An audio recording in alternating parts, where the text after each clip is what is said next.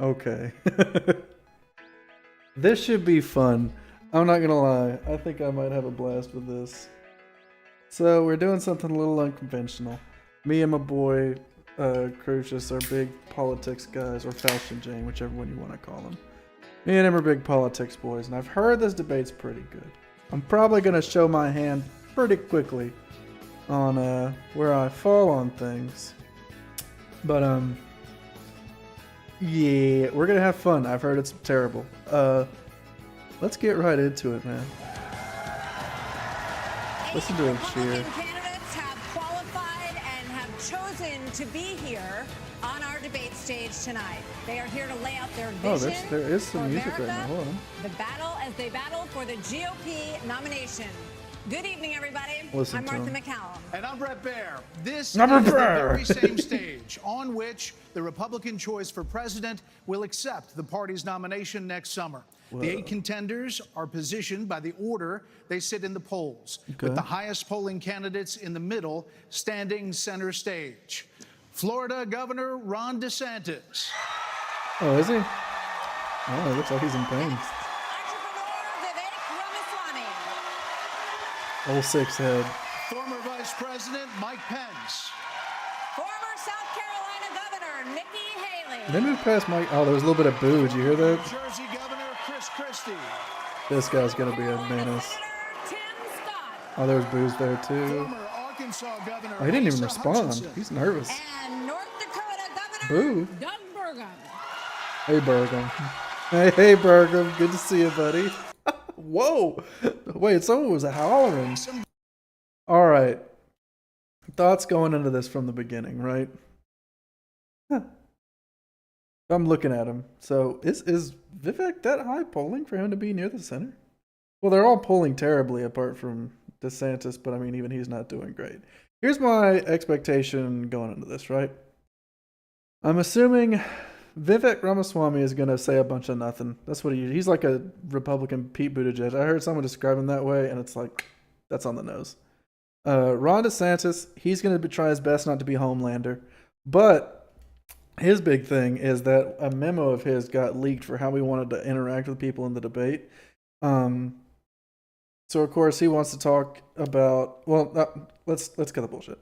The interesting thing was that in his notes he was instructed to defend Donald Trump, especially from Chris Christie's comments towards him, which is crazy. And okay, so if y'all remember back in like 2016. Chris Christie actually like sank Marco Rubio's campaign by calling him out for doing like repeated tired talking points. So if Ron DeSantis does this, Chris Christie is about to eat him alive. He is about to destroy this man utterly. Mike Pence, he's a Republican. That's about all you need to know. Chris Christie is a bulldog. I assume he's just going to be just tackling people over and over again. Nikki Haley is going to talk about how she's a woman and how she's from like North Carolina. And kicking back hurts harder with heels. And the other 3 people are not going to be relevant, I assume. I think that's everything I've got. Just going into it raw. Here we go. Ground rules for tonight. We'll ask the questions, and then candidates get 1 minute to answer. If someone is singled out, you get 30 seconds to respond. And when the time runs out, we all will hear this. Very pleasant. Excellent. Big fan. So tonight, these We can't candidates go back have to a the music big now. opportunity to break out of the pack and to explain why they isn't a are good one. best prepared to be the Republican choice for president. At a time when the likely Democrat nominee, President Joe Biden, is working to convince the country that with Bidenomics, things are looking up. Okay. We call my plan Bidenomics.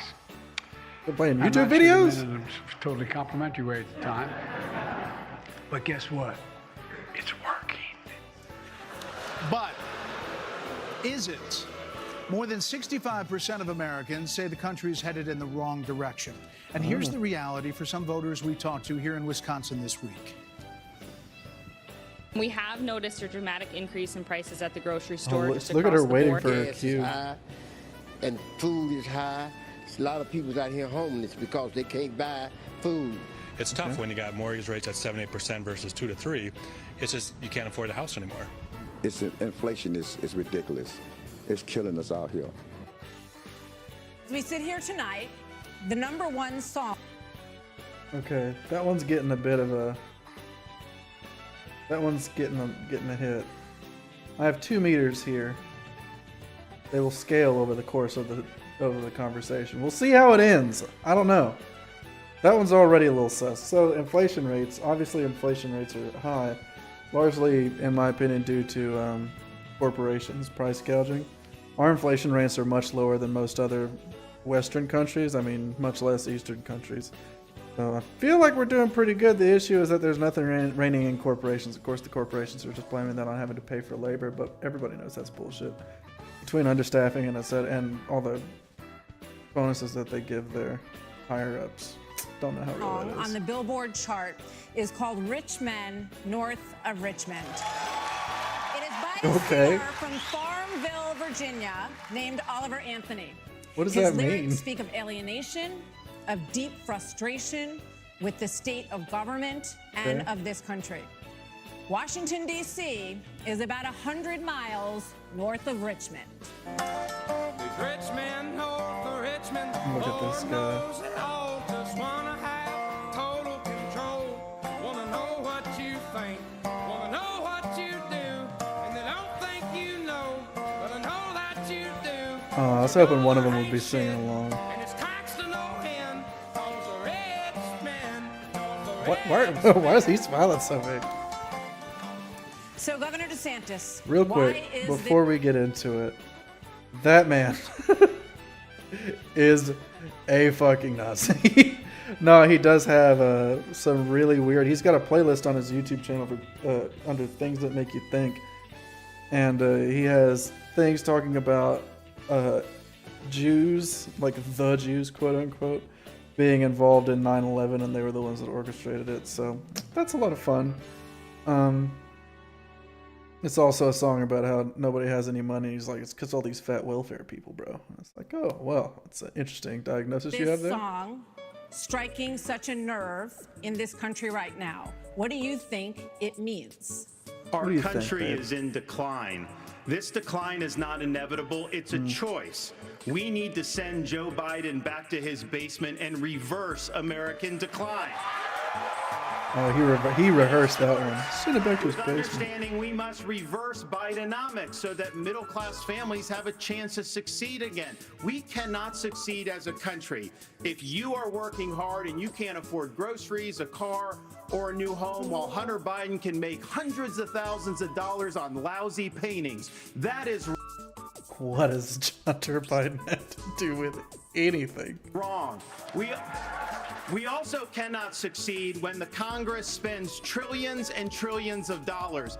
Those rich men north of Richmond have put us in this situation. And Also, Richmond was the capital of the Confederacy. finally, we need to lower your gas prices. We're going to open up all energy production. We will be energy dominant again in this country. Energy dominant. I showed it could be done in the state of Florida. I pledge to you Oh my as God, your did Mike president, Pence just, we like, will roll get his the head job like, done, oh and my I God. will not let you down. Okay.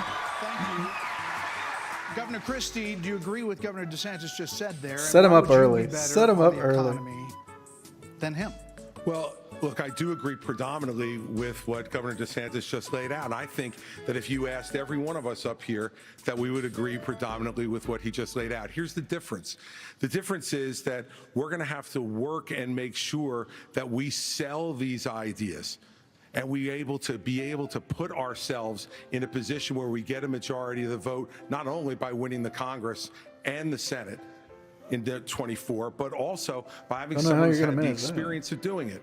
Now, I was elected as a conservative Republican in a blue state with 61% of the vote, with a Democratic legislature against me the entire time.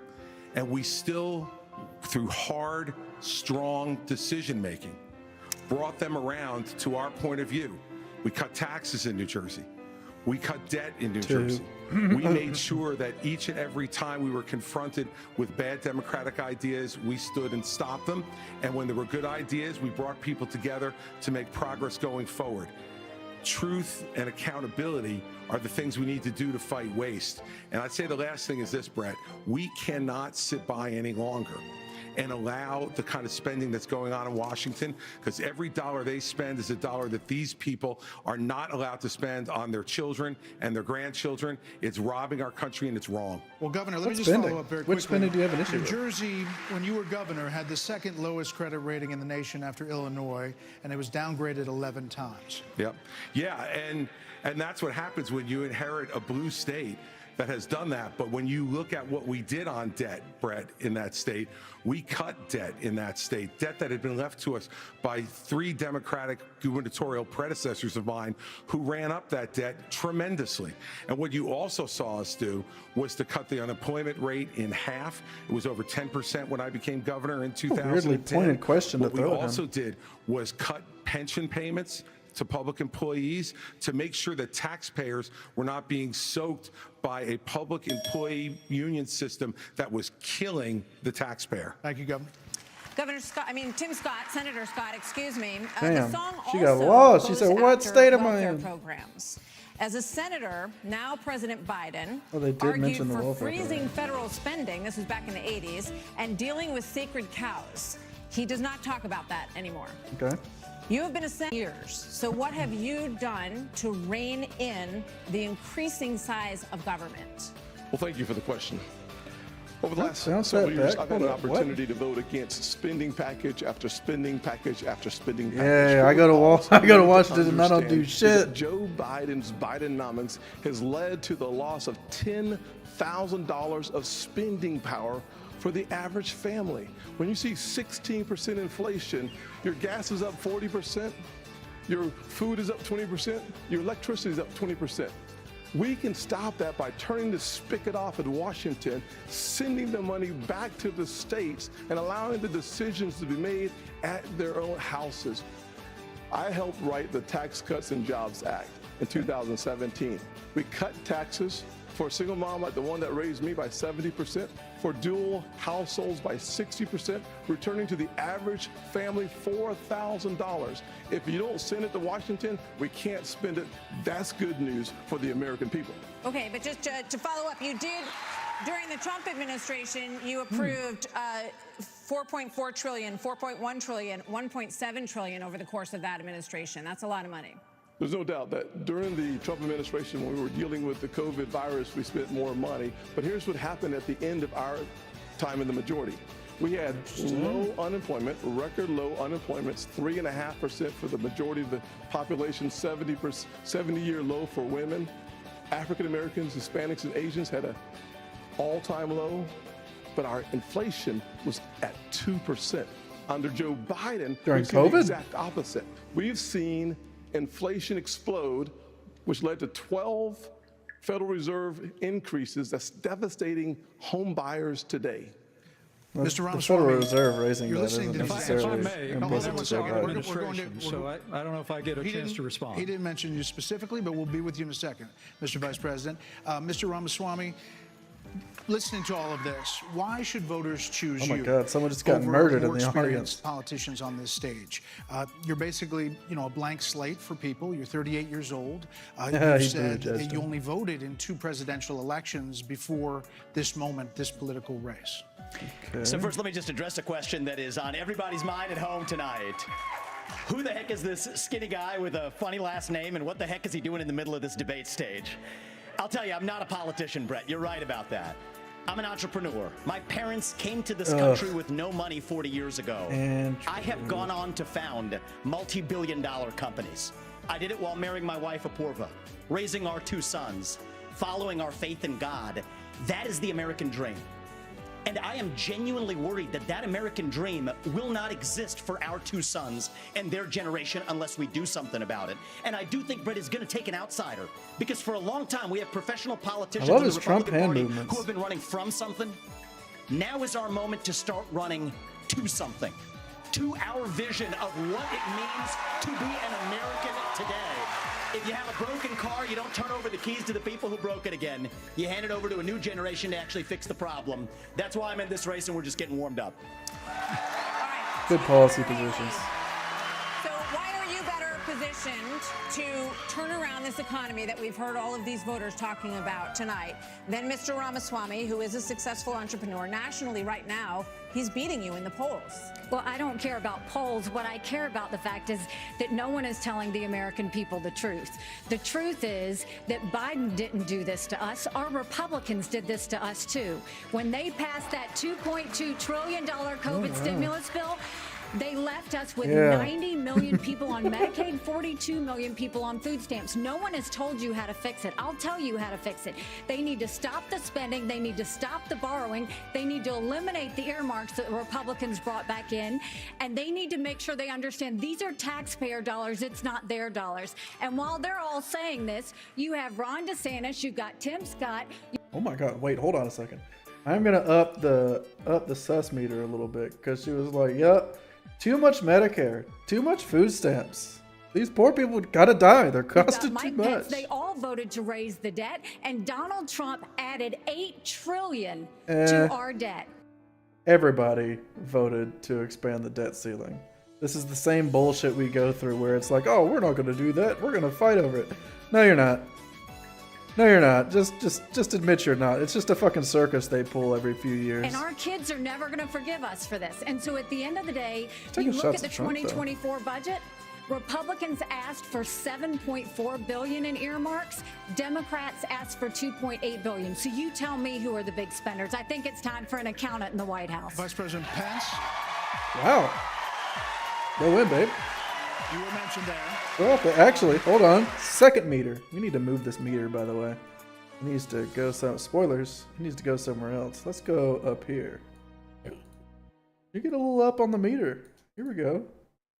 Continue, please. 54% of voters say the cost of groceries is a, quote, major problem for them. Right. You blame the Biden administration spending for that increase. But as vice president, your administration spent more than any prior, $7.8 trillion added to the national debt, $3.5 trillion of that before COVID. So does that mean that you're part of the spending problem?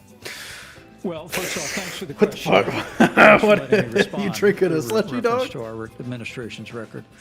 I'm incredibly proud of the record of the Trump-Pence administration. I mean, in 4 short years. What did you mean by that? What did you mean? I'm very proud of this. We rebuilt our military. We revived our economy. We unleashed American energy. And we appointed 3 We definitely had conservatives a to the weak-ass Supreme military. Court that gave the American people a new beginning for the right to life. Now, Martha, you asked earlier who's The the right most to life. best prepared for this job. And I must say, with all due so respect to smug. all of my friends on the stage, and even to one that's probably looking on, I think unquestionably I'm the best prepared, the most tested, the shot at most Trump there. qualified and proven conservative in this race. I was a leader in the Congress of the United States. I led Indiana where we balanced budgets and had a AAA bond rating when I was governor. And as vice president of the little United glances States, at my boy Chris we Christie. spent funding to backfill on the military cuts of the Obama administration, and then we were there in the worst pandemic in 100 years. All that being said, I was the first person in this Oh race. my God, suck a dick. Back in the fucking vice presidential debates, he was talking about how it wasn't even that big deal. And if the old fucking, what was it, swine flu? Or the avian flu had during Obama had been as deadly as COVID, it would have been way worse. He's back and oh God, I hate these fucking slimy bitches. To say that we've got to deal with the long-term national debt issues. You got people on this stage that won't even talk about issues like Social Security.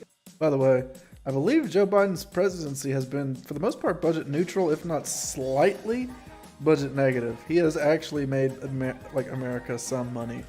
There's other things wrong with him. I'm not just here to suck his dick, but I mean, that is true. And Medicare. I mean, Vivek, you recently said a president can't do everything. Well, I got news for you, Vivek. I've been in the hallway. I've been in the West Wing. A president of the United States has to confront every crisis facing America.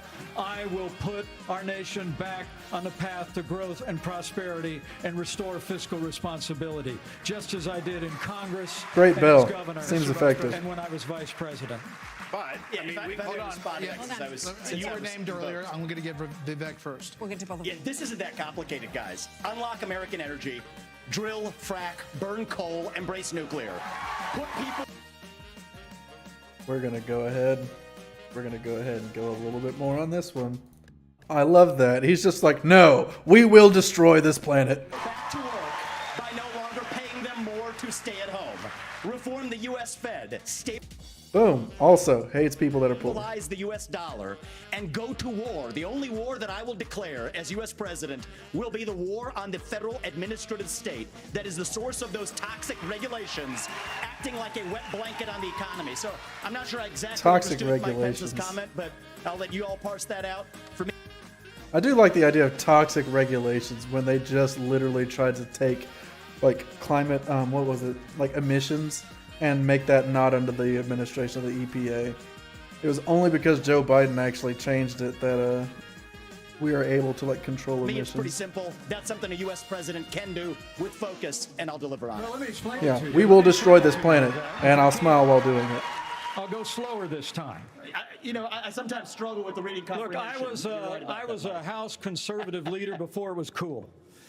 I actually pushed a Deficit Reduction Act. That was the last time we actually reduced the national debt in the United States when I was the leader of House conservatives. Maybe I not that balanced budgets and cut taxes when I was governor. I mean, look, Joe Biden has weakened this country at home and abroad. Now is not the time for on-the-job training. We don't need to bring in a rookie. Ooh, that's a good one. That's a good one. Hold up. One moment. Woo! On the job training. You get points for that, sir. Good one. Ooh,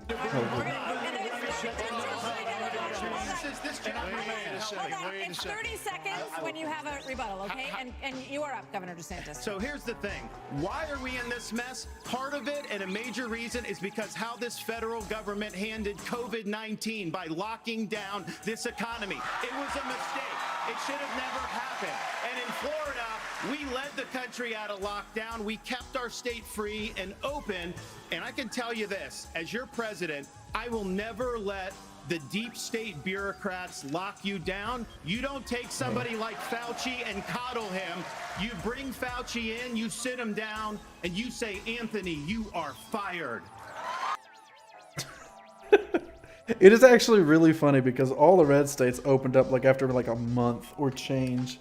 And the only states that actually stayed in lockdown were the blue states, which are not historically, but currently the revenue generating states.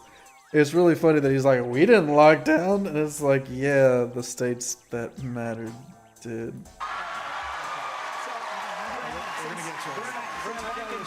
You know what? We're going to bring in... I just want to finish responding to Mike. I just want to respond to Mike for 1 second because he invoked me back. Listen, now that everybody's gotten their memorized, pre-prepared slogans out of the way, we can actually have a real discussion now. The reality and the fact of the matter is... Was that one of yours?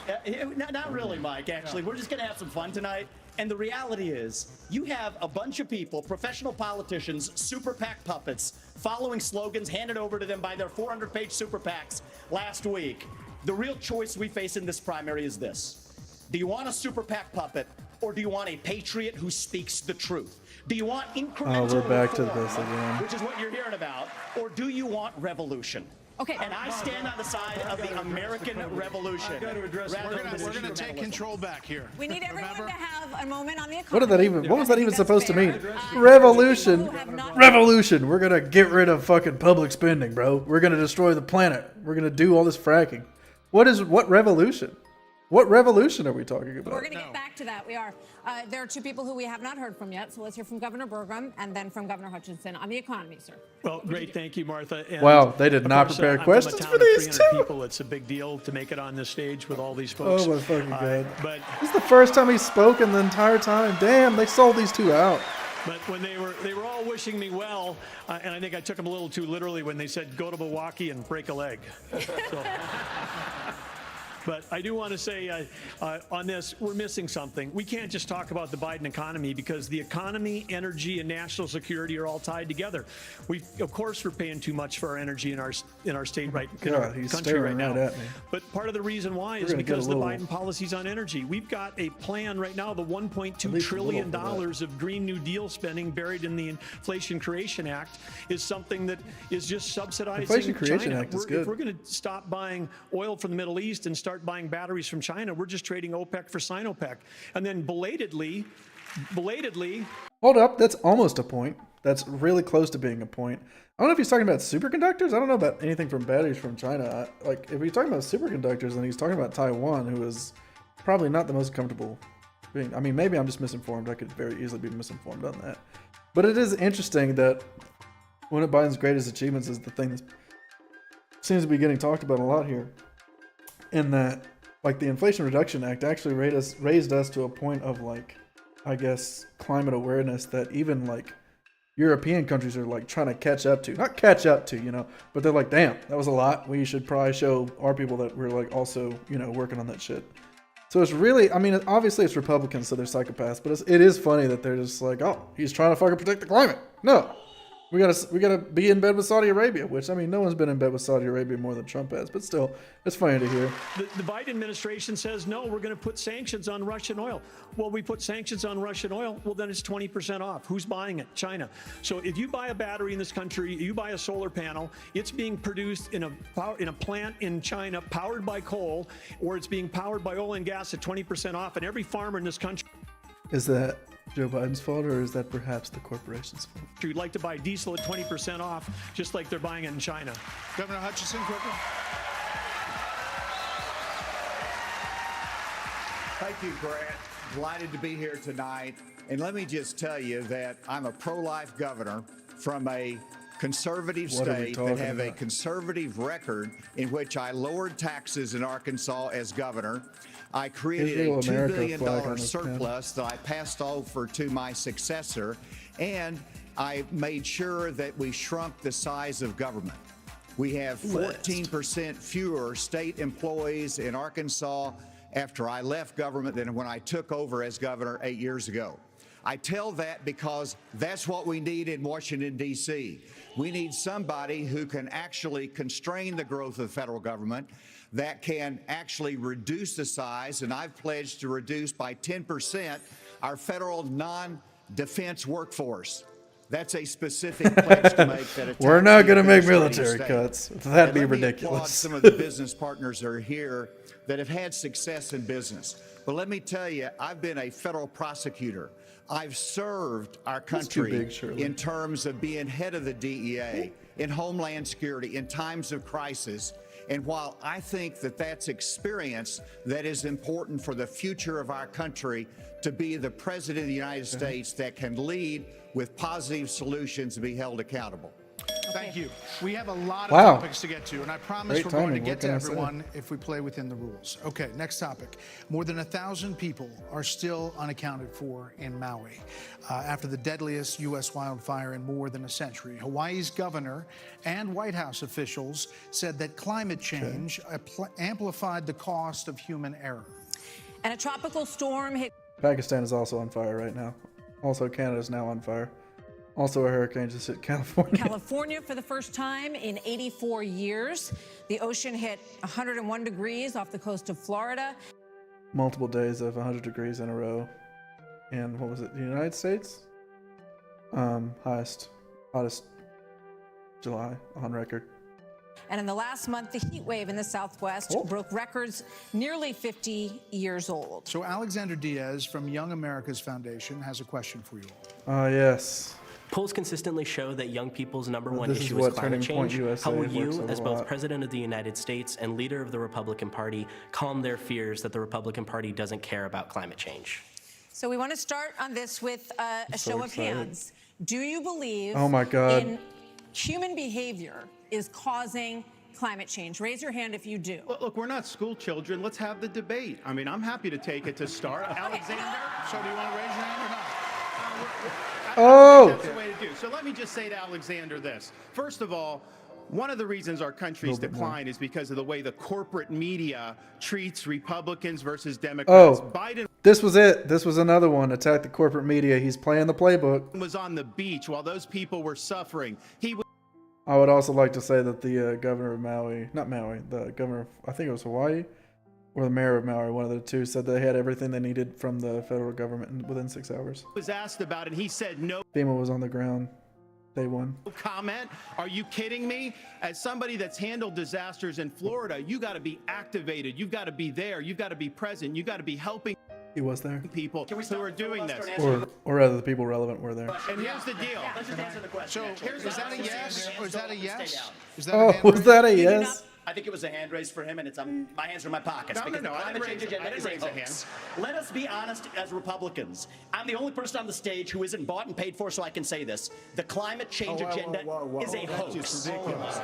The climate change agenda is a hoax. We love this guy. agenda is a hoax, and we have to declare independence for it. And the reality is, the anti-carbon agenda is the wet blanket on our economy.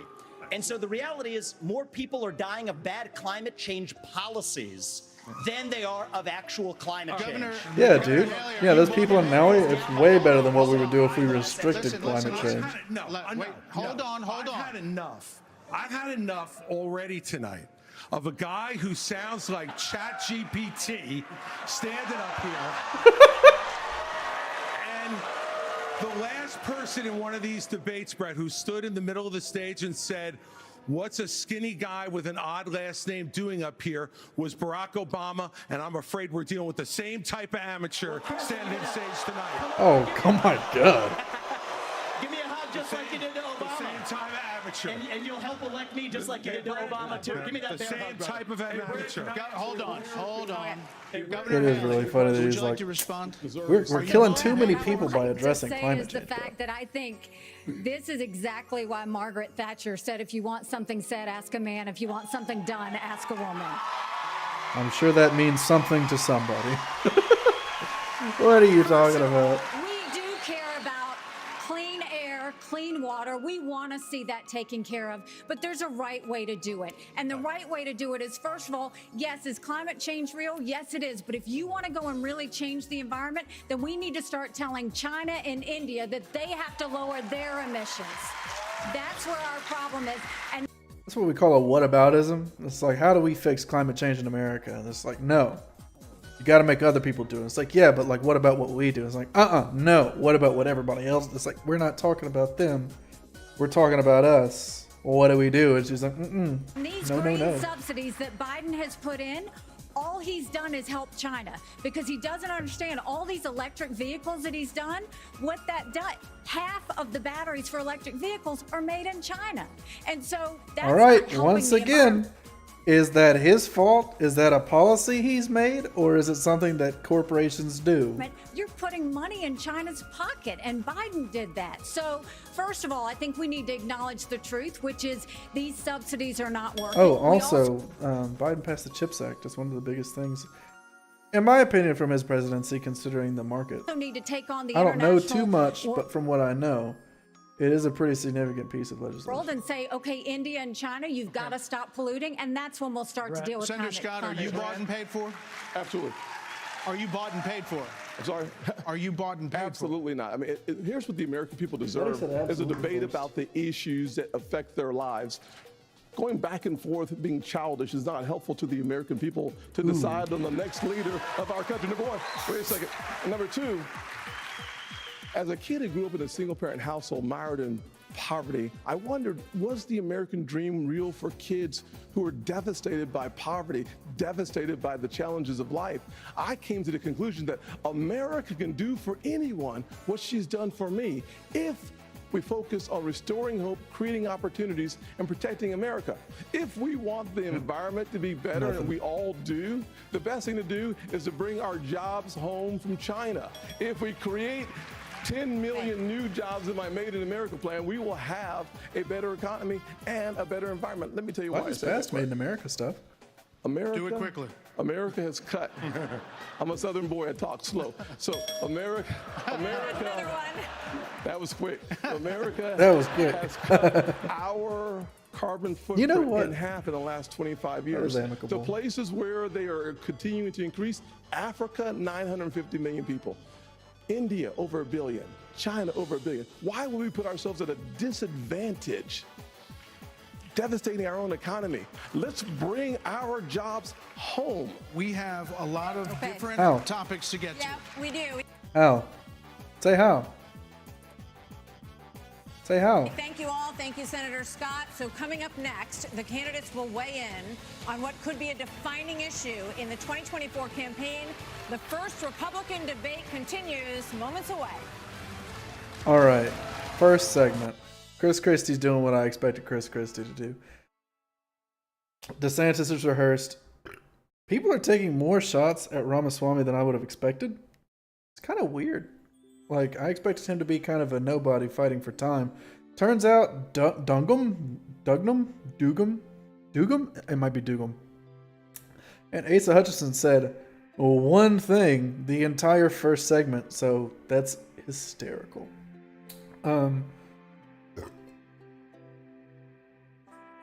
Nikki Haley kind of surprised me with acknowledging climate change, but it's all the same right-wing thing. It's just a whataboutism. Well, why don't they fix something? It's like, well, why don't we fix something? Why don't we fix something? And I mean, it's the same thing that we're. And the thing is, like, some of these nations, India and Africa, are rapidly industrializing to a modern point. I mean, it's not like they're like fucking fossil people, but still, like, they're catching up. I mean, after all of the years of fucking colonialism that both of them have faced. And the idea, I mean, if your argument is that China's Belt and Road Initiative is working out better for them than our initiatives because they're willing to double down on, like, fossil fuels and stuff like that, I mean, we could just provide a better deal. We just don't. Proceed. Yeah. Yeah, we love racism. Sorry. I'm sorry. I thought it was funny. Who the fuck are you? How we show them that we care. We're going to stand up for the unborn in Washington, D.C. And if you cannot do that, you should not be the nominee for the Republican Party. Yeah, that guy doesn't This is a stand up for defining anything. moment. Oh, should I stop the music? Hold on. There is a bomb under your seat. This is an advertisement. What the fuck? Liam Neeson? What's he doing? He seems to be up to the same old shenanigans as always. Oh, but it's not taken. His face seemed cooked. Retribution. Who's that guy? That guy's an asshole, right? I think he's an asshole. This has been fun so far. You know, what can I say? So far, though, I mean, the fucking, like, this is me. This is the Chag meter, and this is the Pardoon meter. This meter, bigger than would have expected. And it's, you're only seeing about, like, 60% of the emote. Oops. They get bigger, but I'm just kind of, you know, I'm trying to show restraint. I don't want it to be too obvious too quickly that this is probably not going to go that well. Let me just go ahead and image. Huh? Oh, there we go. Go ahead and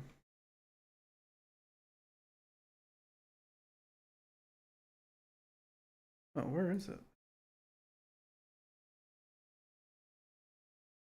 No, indeed. I don't remember where it is. It should be somewhere. Oh, there. Oh, wait, no, that's not it. That's not it. How fun has this been? Probably not terribly, but I've been having a good time. What can I say? As far as who's coming up at like the top so far, I'm feeling like Mike Pence was pretty clean.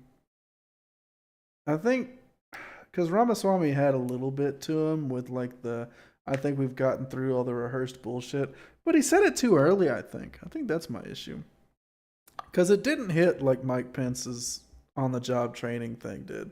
That was good stuff. Highly recommend. The two files on the outside literally don't matter.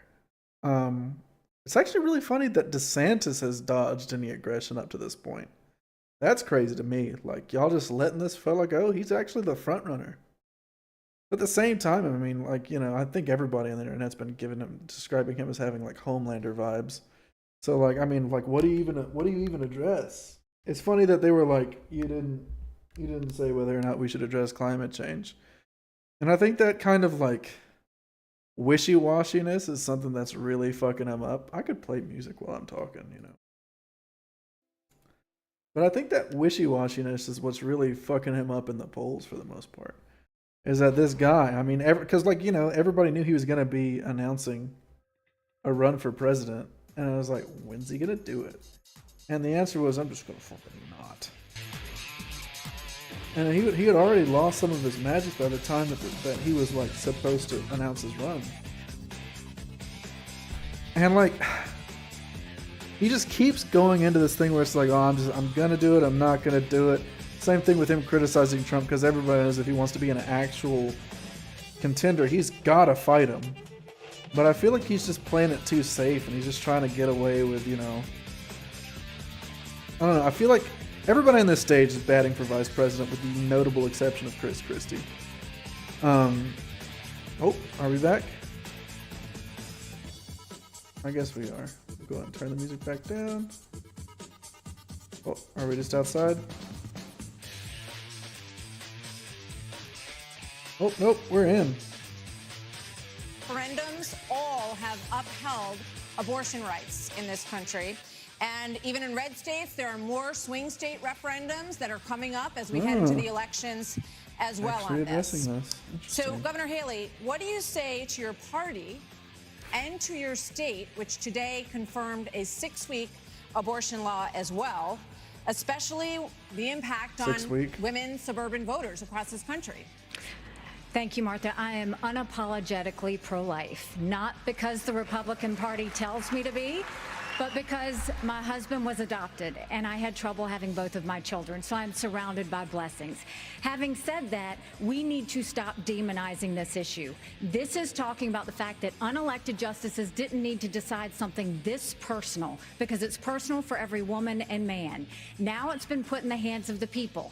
That's great. When it comes to a federal ban, let's be honest with the American people and say it will take 60 Senate votes. It will take a majority of the House. So in order to do that, let's find consensus. Can't we all agree that we should ban late-term abortions? Can't we all agree that we should encourage adoptions? Oh, they're going to virtue signal so hard on this. Doctors and nurses who don't believe in abortion shouldn't have to perform them? Can't we all agree that contraception should be available? And can't we all agree that we are not going to put a woman in jail or give her the death penalty if she gets an abortion? Let's treat this like a respectful issue that it is, and humanize the situation and stop demonizing the situation. Wait, that was not bad. For a Republican I mean, she kind of feels like she's actually trying to be president right now.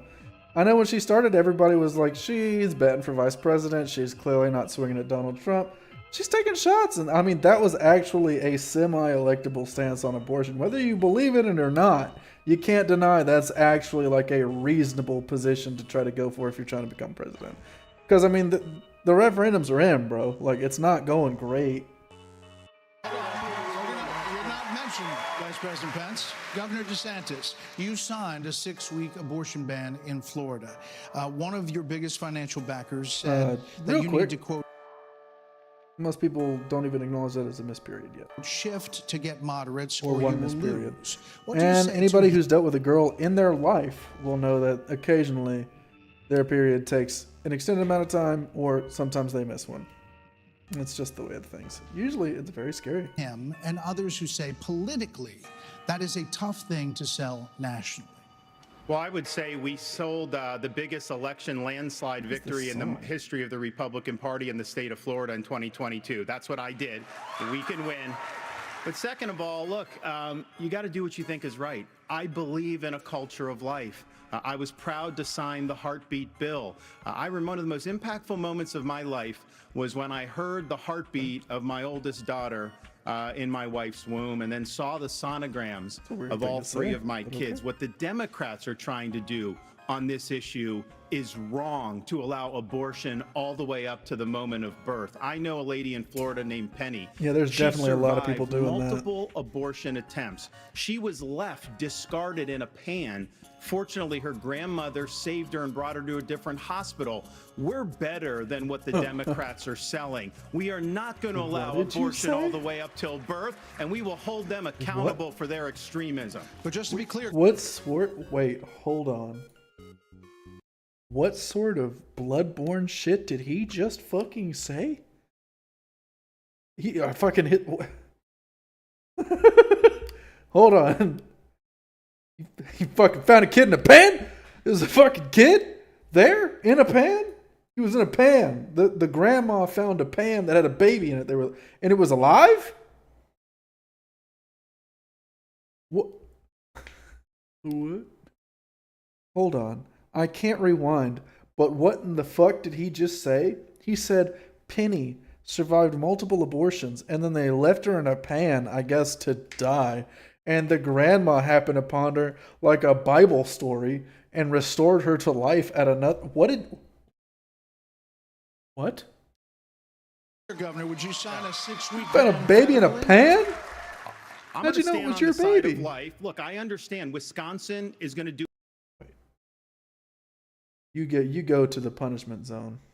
it different than Texas. I understand Iowa and New Hampshire are going to do different. But I will support the cause of life as governor and as president. Vice President Pence, you're shaking your head. Have a national. Hold on, Senator. Vice President Pence, you're shaking your head. Well, look, I'm not new I to this fucking hate cause. kids.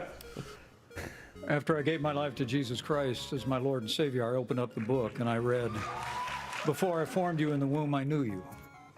And see, I set before you life and death, blessings and curses. Now choose life." And I knew from that moment on, the cause of life had to be my cause. And I've been a champion for life in the Congress, a champion for life as governor and as vice president. And to be honest with you, Nikki, you're my friend, but consensus is the opposite of leadership. When the Supreme Court returned this question to the American people, they didn't just... Consensus is the opposite of leadership? What? Huh? Hold up. What did you just say? send it to the states only. It's not a states only issue, it's a moral issue. And I promise you, as President of the United States, the American people will have a champion for life in the Oval Office. Can't we have a minimum standard in every state in the nation that says when a baby is capable of feeling pain, an abortion cannot be allowed? A 15-week ban is an idea whose time has come. It's supported by 70% of the American people, but it's going to take unapologetic leadership that stands on principle and expresses compassion for women in crisis pregnancies. I'll do that as President of the United States. He called my name, so I want to respond to that. 30 seconds. So first of all, I will say it is in the hands of the people, and that's where it should be. But when you're talking about a federal ban, be honest with the American people. We haven't had 45 pro-life senators in over 100 years. So no Republican president can ban abortions any more than a Democrat president could ban all those state laws. Don't make women feel like they have to decide on this issue when you know we don't have 60 Senate votes in the House. 70% of the American people support legislation to ban abortion after a baby is capable of experiencing pain. It's just going to take leadership. Hold on. It's going to take leadership. I'm just going to make it appear. To be honest with the American people. Let's get Governor Bergman for one minute here. Hold on. Mute the music. He's talking. It's Bergman. Overturn Roe v. Wade, and the result of that decision was that it went back to the states. So that's where it is right now. He's so excited to talk. As I Look at understand it, Bergman. you are not in favor of a federal ban.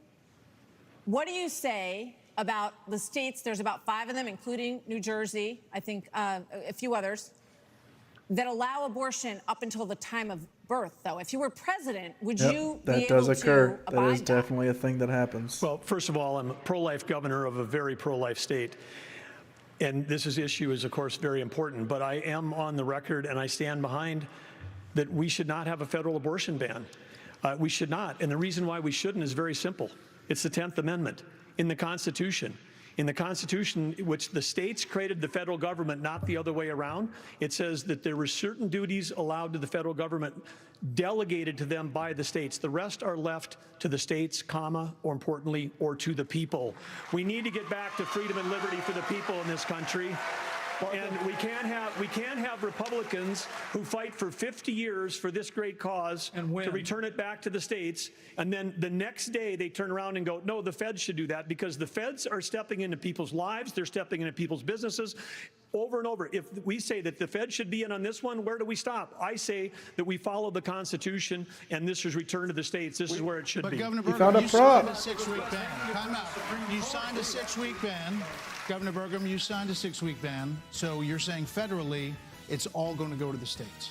Yes, and what is going to work in New York will never work in North Dakota, and vice versa. That's Governor why 50 Asa states. Hutchinson, That's why right 50 here. states. This is too important of an issue that I have to address. Oh, First Asa of Hutchinson's all, talking. Hold on. The Supreme Court gave it back to the elected This is his representatives, chance. whether it's the states or whether it's the United States Congress. That's so there right. is authority, and that's why President Biden is pushing for a Democrat proposal, which is, in essence, abortion on demand through the term. So they have their extreme position Yeah, at a that's national definitely level. happening. It's most likely going to be addressed in the states, but it's certainly fine for it to be addressed at the national level as well. Arkansas has the record of being the most pro-life state in the nation. I signed got a 30 lot of other great pro-life records, too. pieces of legislation while I was governor. And every state can determine a different outcome here. And it is the most important issue for women and for the unborn child and for our country that we get this right. It's going to be a continued debate. Let's talk about it in terms of compassion, in terms of protecting the life, and also understanding how we have to enhance adoption services, how we have to enhance maternal care. Those things we've done in Arkansas and are important for our nation's future. There are a lot of issues that are very important. Senator, I'll let you Thank you. weigh in. We cannot let states like California, New York, and Illinois have abortions on demand up until the day of birth. That is Definitely immoral. happening. It is Definitely unethical. happening. It is wrong. We must have a president of the United States who will advocate and fight for, at the minimum, a 15-week limit. I am 100% pro-life conservative. I have 100% pro-life record. They're trying I gotta so tell you hard that to talk about we abortion in a way that must doesn't fight get them for automatically life. discounted. Our Declaration of Independence From our a Creator primary, a gave general election. us inalienable rights that include life. That is a list. That is an issue we must solve. We can't leave it to Illinois. We can't leave it to Minnesota. We can't leave it to Illinois. We must solve that issue with a 15-week limit at a minimum. Brett, I think we're all pro-life, but Thank what you. I would Back on love is Illinois. for someone to ask What did Biden and Illinois Kamala Harris, are they for 38 weeks? Are they for 39 weeks? Are they for 40 weeks? Because that's what the media needs to be asking. All right, another issue is America and the crime crisis, the homelessness crisis. American cities are in decline. People are moving out as homelessness, drugs, crime move in. There are problems accelerated. They did accelerate during the pandemic and are still rising, actually.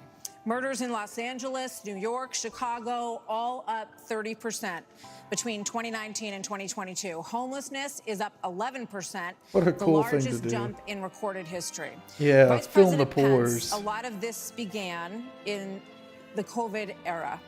How much of what we're seeing happening around this country is a result of those COVID lockdowns? And is your administration in part to blame for how we got here? Well, I think what's in part to blame is the Democrats have been talking about defunding the police for the last 5 years.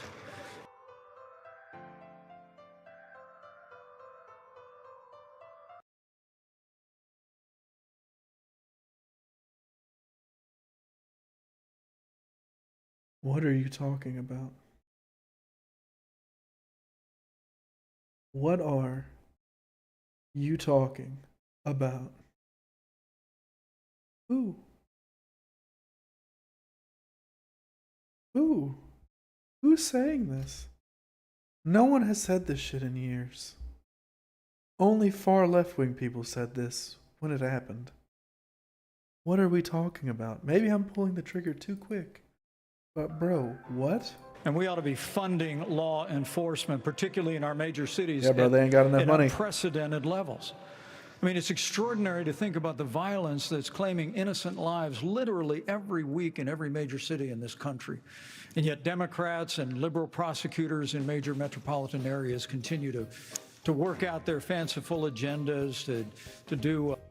Number one, I think crime capital or murder capital, whichever one, clearly my point is being made, is per capita Bessemer, Alabama. Bail reform and Alabama has Louisiana. What three we cities in the need top is 10. strong commitment to law enforcement. We need leadership in Washington, D.C.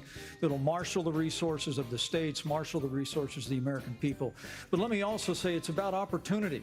I mean, a lot of people don't know that we have police those units Trump with Pence tanks, tax but, cuts that obviously we they don't have got enough signed money. into law go away at the end of 2025 if we don't have a Republican president and a Republican House and a Republican Senate. When I'm president of the United States, we're actually going to cut taxes further. We're going to extend those tax cuts, and we're going to close the Federal Department of Education, block grant all that funding back to the states. With a growing economy and educational choice and law enforcement, we will bring our cities back. Governor Chris. I just want to take a short moment. So like this is always a fun little experiment. Abolish the Department of Education.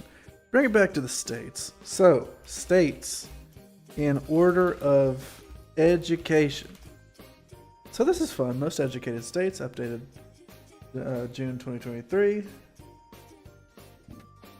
Is there a list? Oh yeah, here you go, dude. Out of curiosity,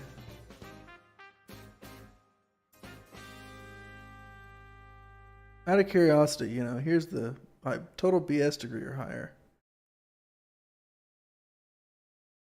Ooh, yeah, high school grad or equivalent.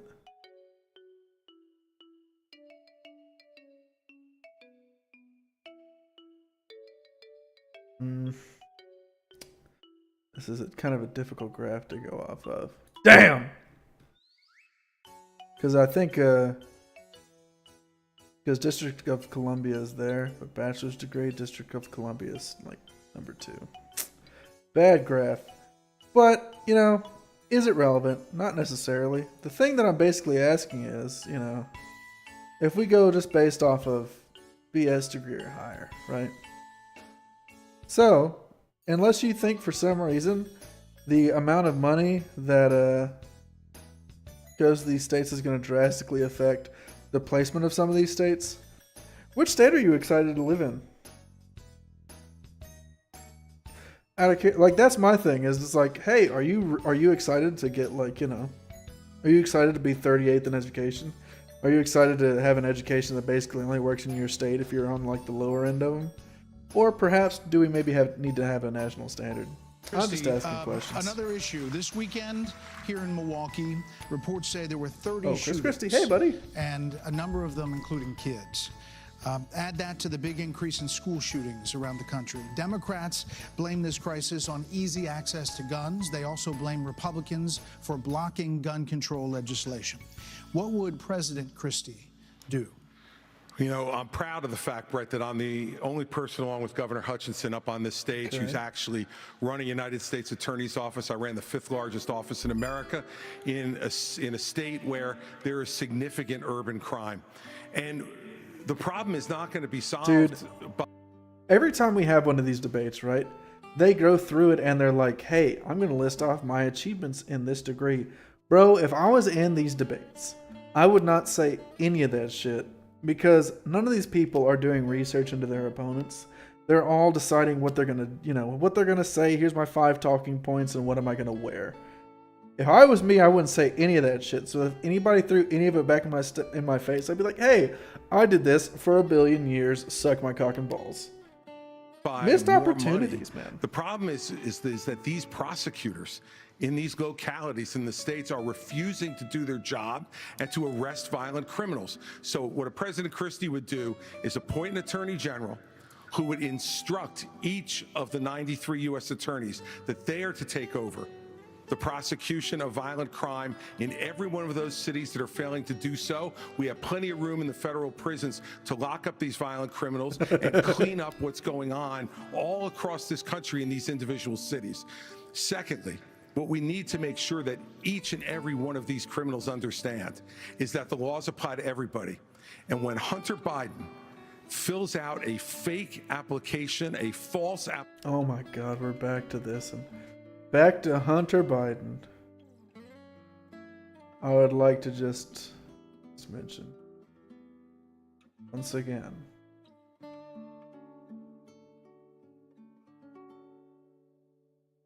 Plenty of room in the prisons, bro. Plenty of rooms in the prisons. Plenty of room in the prisons. Look at who we're fucking up against, bro. Is that really what we're shooting for, man? Application for prisons a ain't gun full enough, permit. bro. And then it's facing a 10-year mandatory minimum, which was mandated by legislation sponsored by his father. And then you have a Justice Department that walks away from those charges. Oh yeah, we're talking about We're Hunter telling Biden people again. that the law doesn't apply to everybody. In a Christie administration, he would go to jail for 10 years. Oh, the law doesn't apply to everybody? What do y'all feel about Trump's indictment? What about a President Ramaswamy? What does a President Ramaswamy do about guns? So the reality is we have a crime wave in this country and we know how to fix it. The question is, do we actually have the spine to do it? More cops in the streets who are on the streets able to do their jobs without looking over their shoulder for getting sued. And we also have a mental health. Oh my God, can I possibly make this bigger? Holy shit, what a red flag. Oh, dude, these cops, bro. There's too much restrictions on them, bro. It's too much. How are you supposed to police the streets? More cops, less restrictions. Is this a serious political candidate? Epidemic in this country. Just over the same period that we have closed mental health institutions, we have seen a spike in violent crime. Do we have the spine to bring them back? I think we should. As president, I will. What's your opinion on mental health services? Do you like those? You think those should be funded? Do you think that people should be on more mental health medications? Is that what you think? I bet you don't. But it's not just drugging up people in those psychiatric institutions with Zoloft and Seroquel. What did What did I just say? His answer is the church. Oh my God. This can play a role here too. We're in the middle of a national identity crisis. And I say this as a member of my generation. The problem in our country right now, the reason we have that mental health epidemic, is that people are so hungry for purpose and meaning at a time when family, faith, patriotism, hard work have all disappeared. What we really need is a tonal reset from the top, saying that this is what it means to be an American. Yes, we will stand for the rule of law. Yes, we will close the southern border where criminals are coming in every day. And yes, we will back What did immigrants have to do with this, bro? law enforcement, because we remember who we really are. And that's also how we address that mental health epidemic in the next generation that is directly leading to violent crime across. Yeah, bro. Listen, all this crime, all these mental health issues, bro, it's because we don't know who we are. You don't know who you are, dude. You gotta find your purpose, man. You're poor, you need something to eat. You gotta find... You just don't know who you are, brother. Come on, man. Why are you doing crimes? Remember who you are, dude. Governor DeSantis, really quickly. Governor DeSantis. Oh my God, hold on. We're not looking for a new national identity. Oh, the this American guy. people are the most faith-filled, freedom-loving, idealistic, hard-working people the world has ever known. We just need government as good as our people. Well, Mike, I think the difference is you might have, some others like you may have on the stage, it's Morning in America speech. It is not Morning in America. We live in a dark moment, and we have to confront the fact that we're in an internal, sort of cold cultural civil war. And we have to Equating the recognize American that people in order with the to actually failed win. government in Washington, D.C. We just need government as good as... Oh, this is actually a good point for old Mike Pence. We're going to go ahead and give you a little... Maybe a little bit of... But not much. That's mostly reserved for...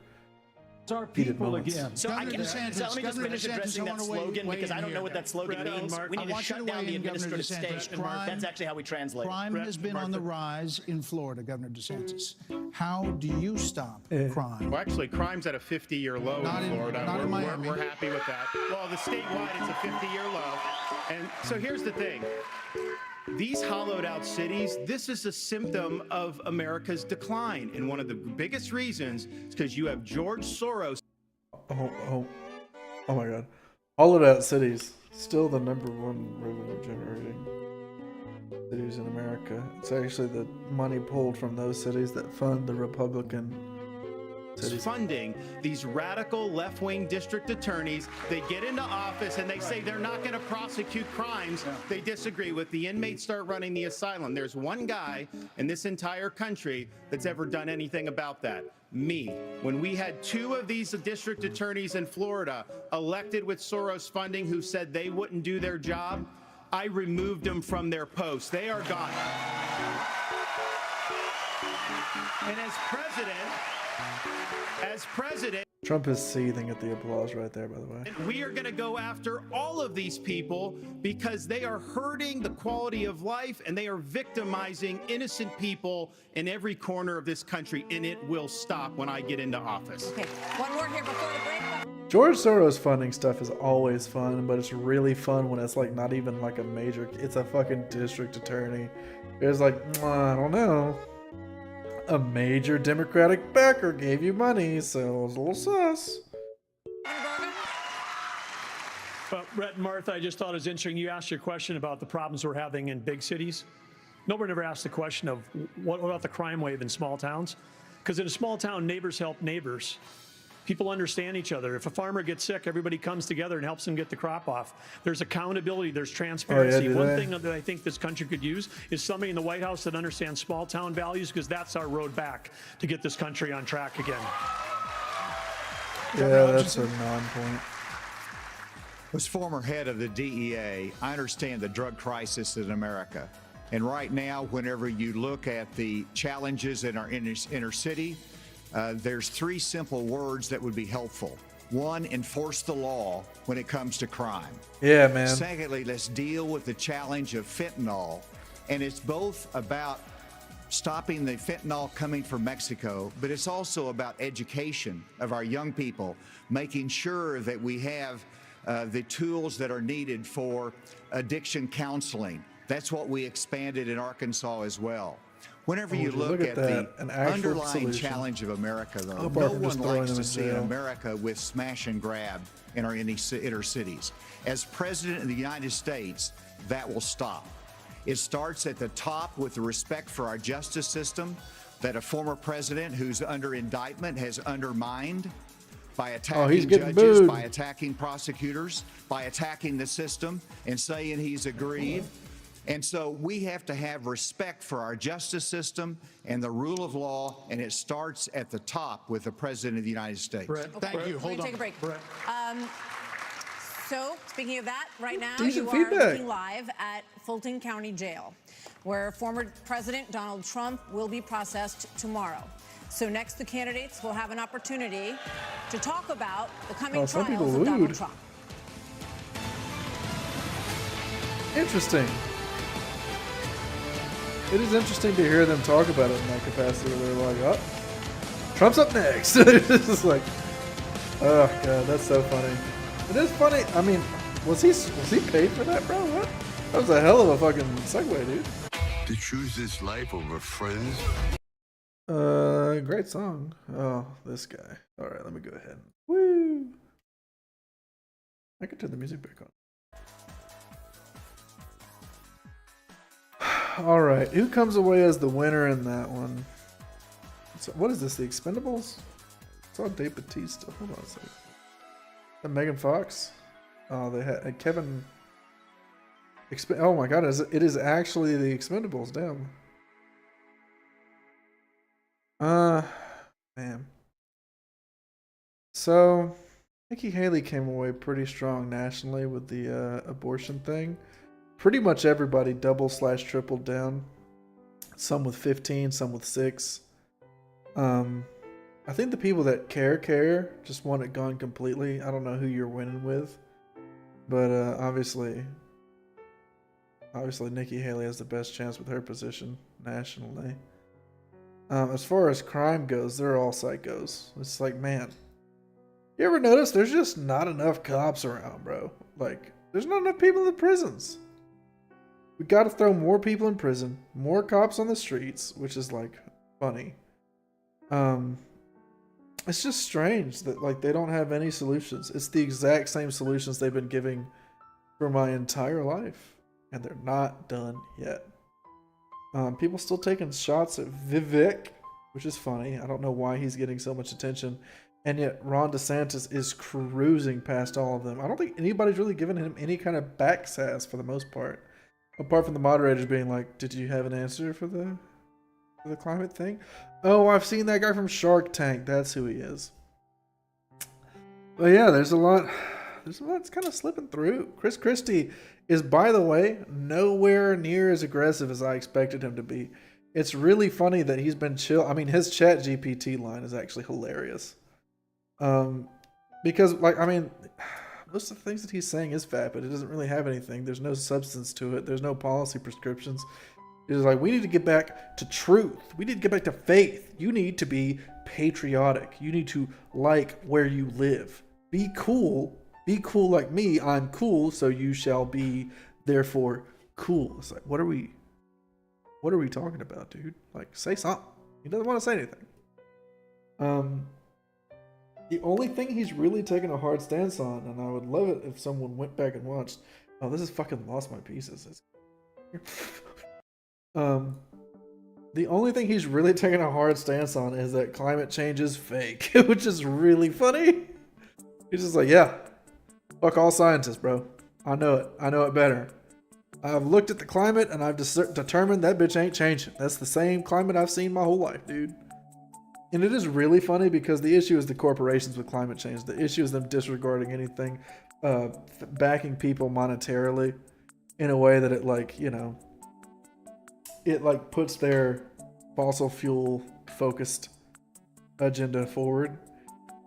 So it's really funny that he's like, it's not real. Also, these guys are funded by PACs. It's like, bro, quit playing. It does make sense that the entrepreneur on stage would be the most okay with climate change and not restricting things. My boy Durham. He's doing his best. What can I say? Asa Hutchinson is still listing off his resume because he knows no one's read it. They really did kind of ignore Chris Christie on that one. When are they giving Ron DeSantis his time to shine? I mean, he had his moment with, first off, the fucking Baby in a Pan story is psychotic, dude. Look at that lineup of Fox News, bro. That shit's crazy. That is so weird. Ugh, look at. So weird. They're all white, man. Got him. Sorry. But yeah, I mean, I knew going into this there wouldn't be a ton of substance. Like, what am I expecting? But at the same time, it is very weird to see that it's just like, yeah, bro, we're here for vibes. Primary debate, policy discussions the Americans want to hear you all on. China, Ukraine, immigration, education. My God, I'm going to lose my mind on Ukraine. I already know I'm going to lose my mind on Ukraine. But we are going to take a brief moment and talk about the elephant not in the room. Former President Trump has been indicted in 4 different states on 91 counts. He will be processed tomorrow in Georgia at the Fulton County Jail for charges relating to the 2020 election loss.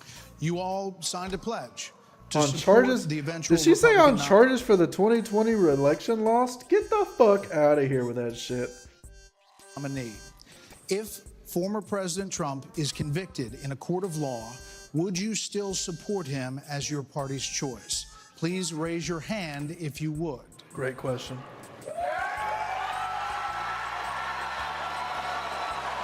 Wow! Just hold on. So just to be clear, Governor Christie, you were kind of late to the game there, but you raised your hand? No, I'm doing this. Look, I'm doing this. And I know you didn't. Whoa. No. What's the Look, here's the bottom line.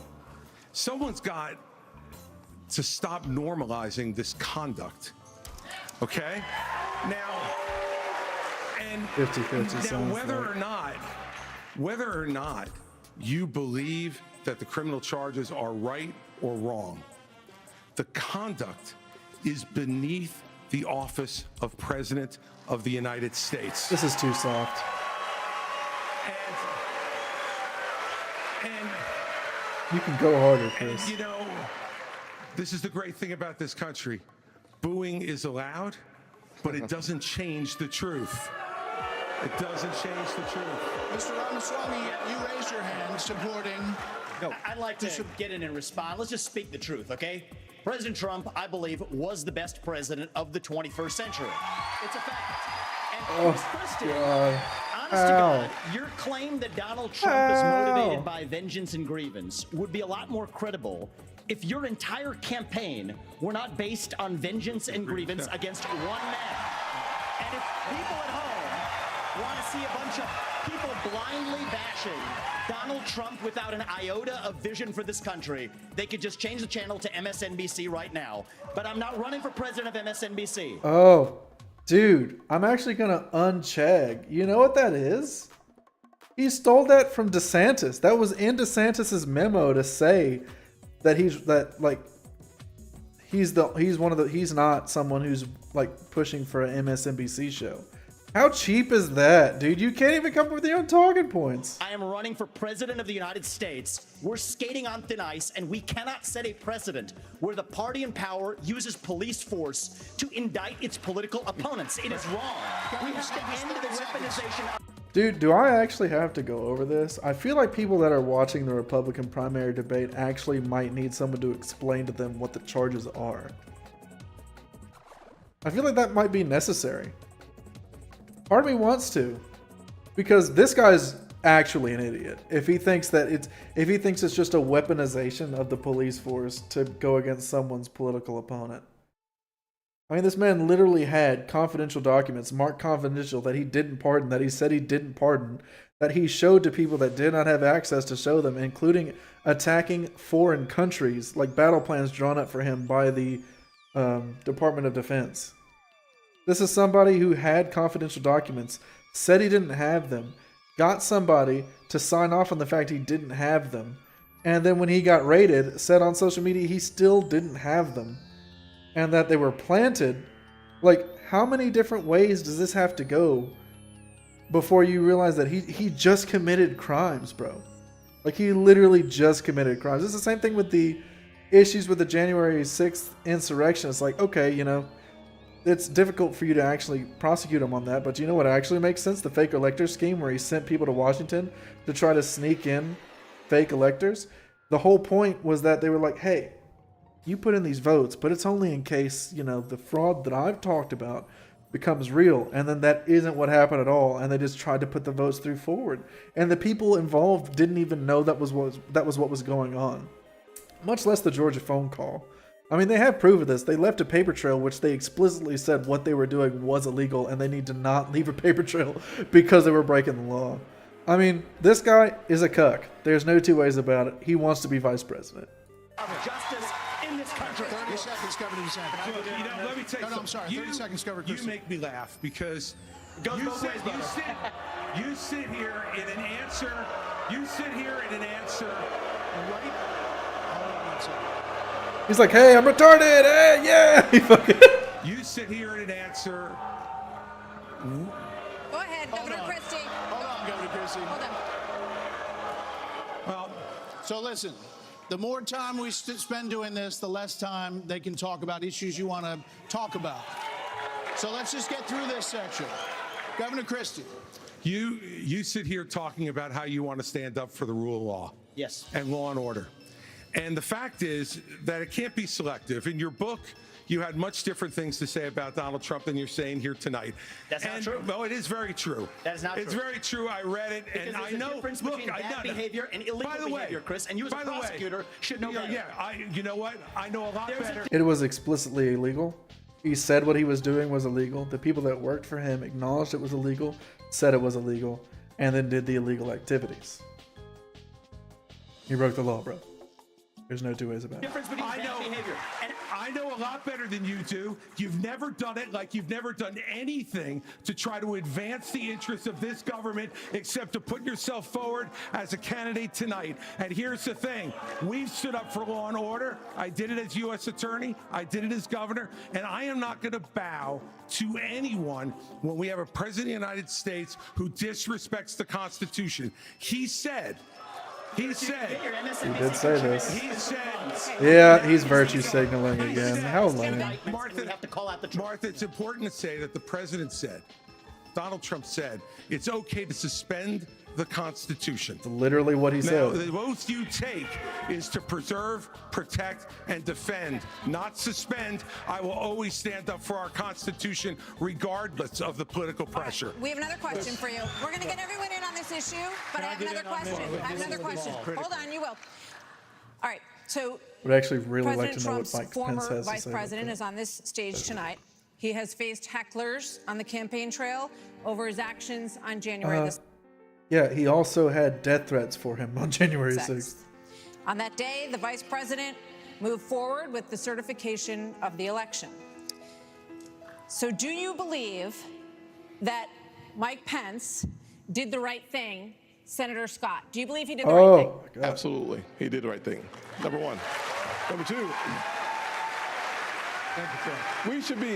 we should be asking ourselves a bigger question about the weaponization of the Department of Justice. When I'm president, the first thing I'll do is fire Merrick Garland. Second thing I'll do, fire Christopher Wray, because we need Lady Justice to wear a blindfold. Without that, no one has confidence in our justice system. Who thinks my boy Tim Scott is gonna appoint a blind justiciar? Who thinks that's gonna happen? 17% of Republicans have confidence in our Department of Justice. Here's why.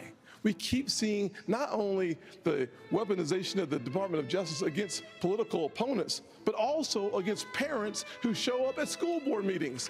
They're called, under this DOJ, they're called domestic terrorists. Firing Christopher but that's not it. What is he talking about? Actually have the courage to get it right. Did he just say shut down the FBI? Let me finish my comments. Yes.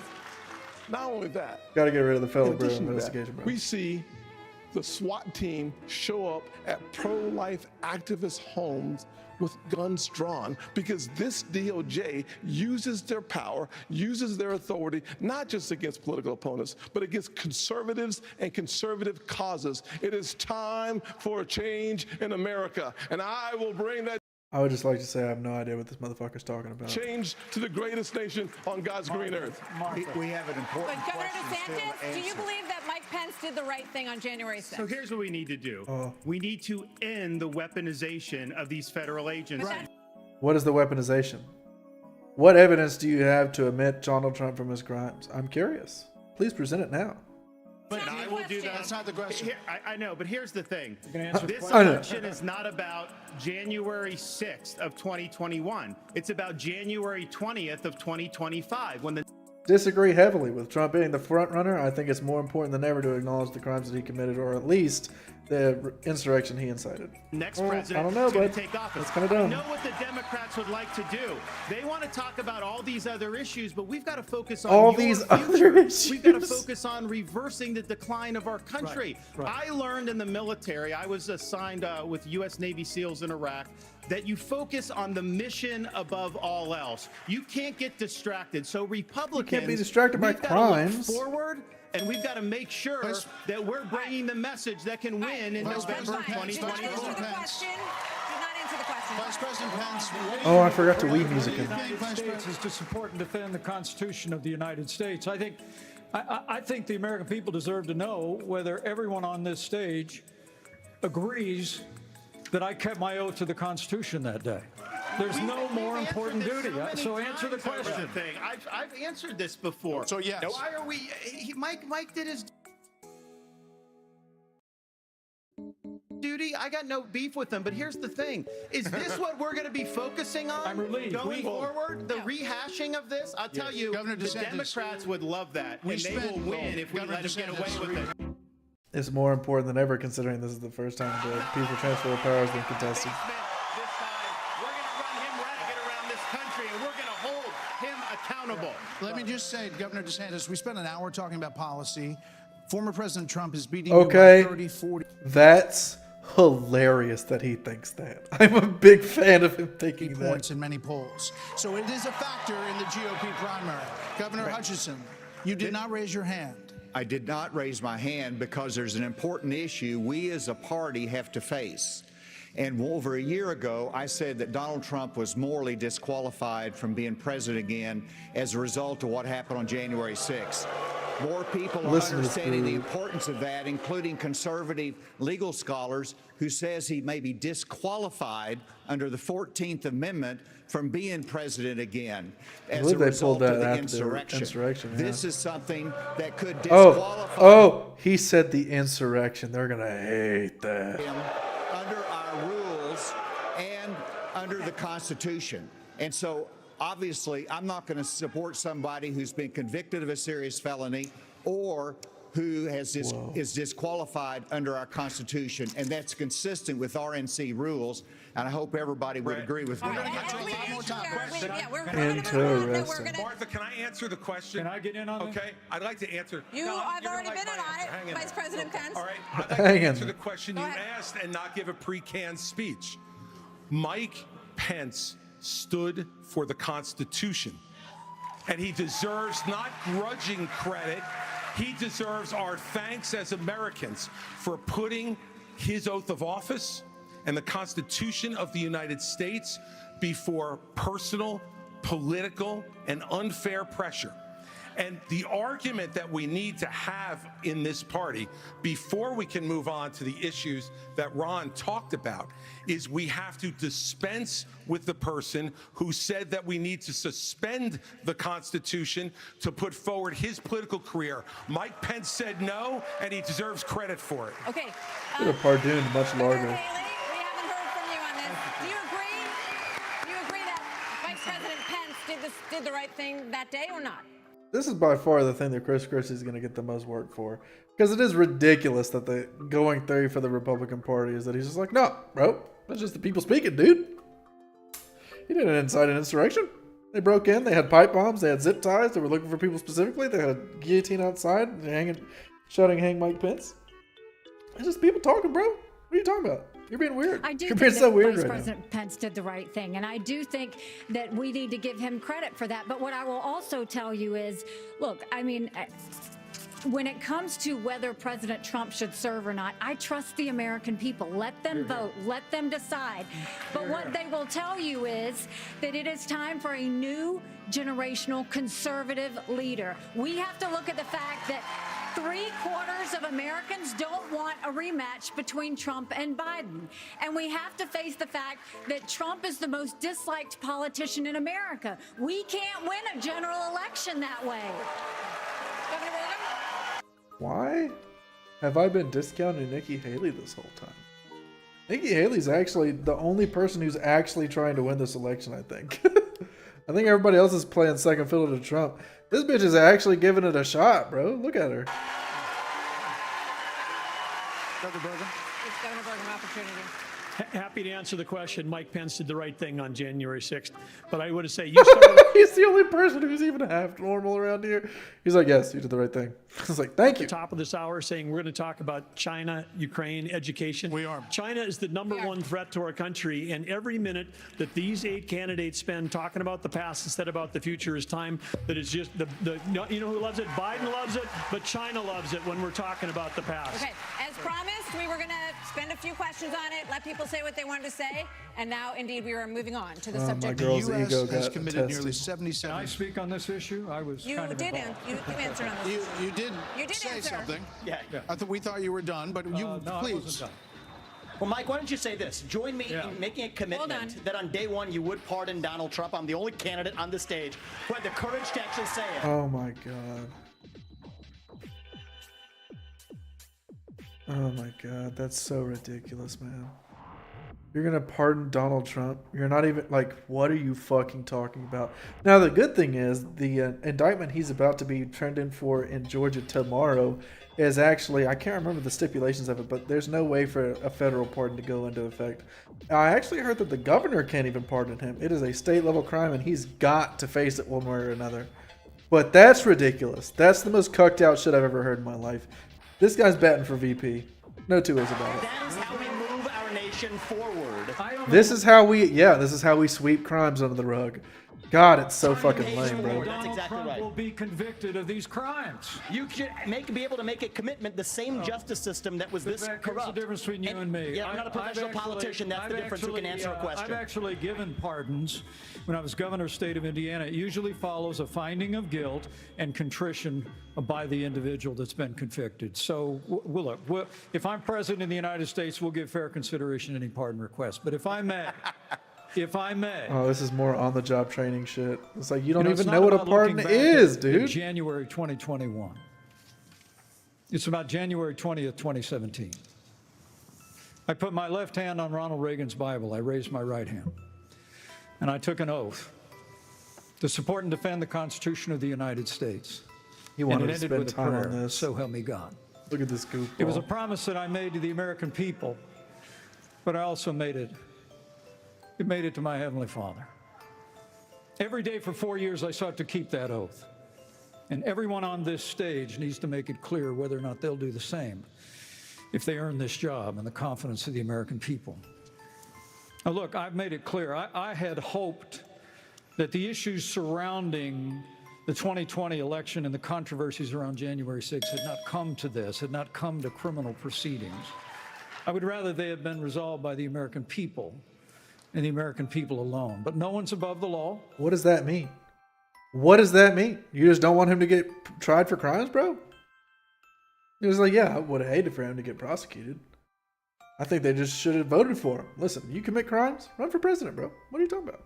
And President Trump is entitled to the presumption of innocence that every American is entitled to, and we will make sure and extend that to him. But the American people deserve to know that the president asked me in his request that I reject or return votes unilaterally, power that no vice president in American history had ever exercised or taken. He asked me to put him over the Constitution. And I chose the Constitution, and I always will. I had no right to overturn the election, and Kamala Harris will have no right to overturn the election when we beat them in 2024. Thank you, Vice President. What's really funny, and you can quote me on this now, somehow, I don't think that's going to be a problem. I doubt we're going to have to worry whether or not Kamala Harris is going to sign off on the peaceful transfer of power. She is the vice president of Joe fucking Biden. If you think she's going to contest it, you're insane. Vote me on it, I guess, but I don't see that shit happening. Pence. Now we are moving on to other issues. The U.S. has committed nearly $77 billion in aid to the Ukraine war. The administration is now asking Congress for $24 billion more. Regardless of that, the specifics of that plan, is there anyone on stage who would not support the increase of more funding to Ukraine? We would not support it. Europe needs to step up. I mean, I would have Europe step up and do their job. Mr. Ramaswamy. All right. So, I love this. I want to say something preemptively. I could be wrong. I could be right. We'll see. It's okay. How much do you want to bet that these fellas on stage, there's 8 of them, 1, 2, 3, 4, 5, 6, 7, 8. I'm going to say at least 3 of them rely on the ignorance of America and say we shouldn't be sending this much money to Ukraine. I want to bet really heavily on that. It's like, why are we spending so much money? Why are we sending so much money? We're not sending money. No one's sending money. We're not sending bags full of money to Ukraine. What we are doing is sending $77 billion worth of military equipment, military weapons, military, maybe even rations. Who knows? We are not sending bags of money to Ukraine. But for some reason, Republicans talk like that's what we're doing. I feel like at least 3 of them are going to say it. at least 3, are not going to acknowledge. Unless someone really super early on, which I feel like they're going to talk to DeSantis and Vivek. I feel like those who are going to be like, we shouldn't give any money to Ukraine, or we shouldn't give any support to Ukraine. I feel like at least 3, somewhere on this stage, somewhere on here, are gonna act like it's money we're giving them, which is what we're not fucking doing.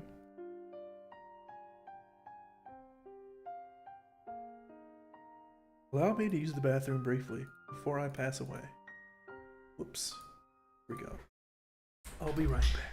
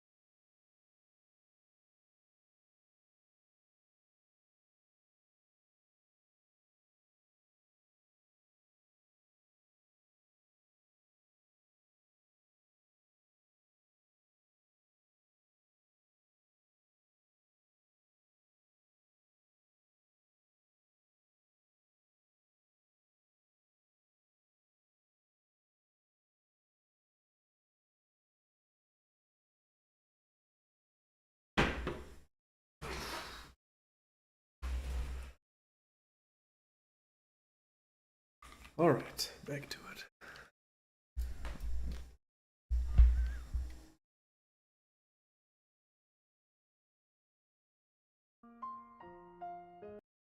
What the hell?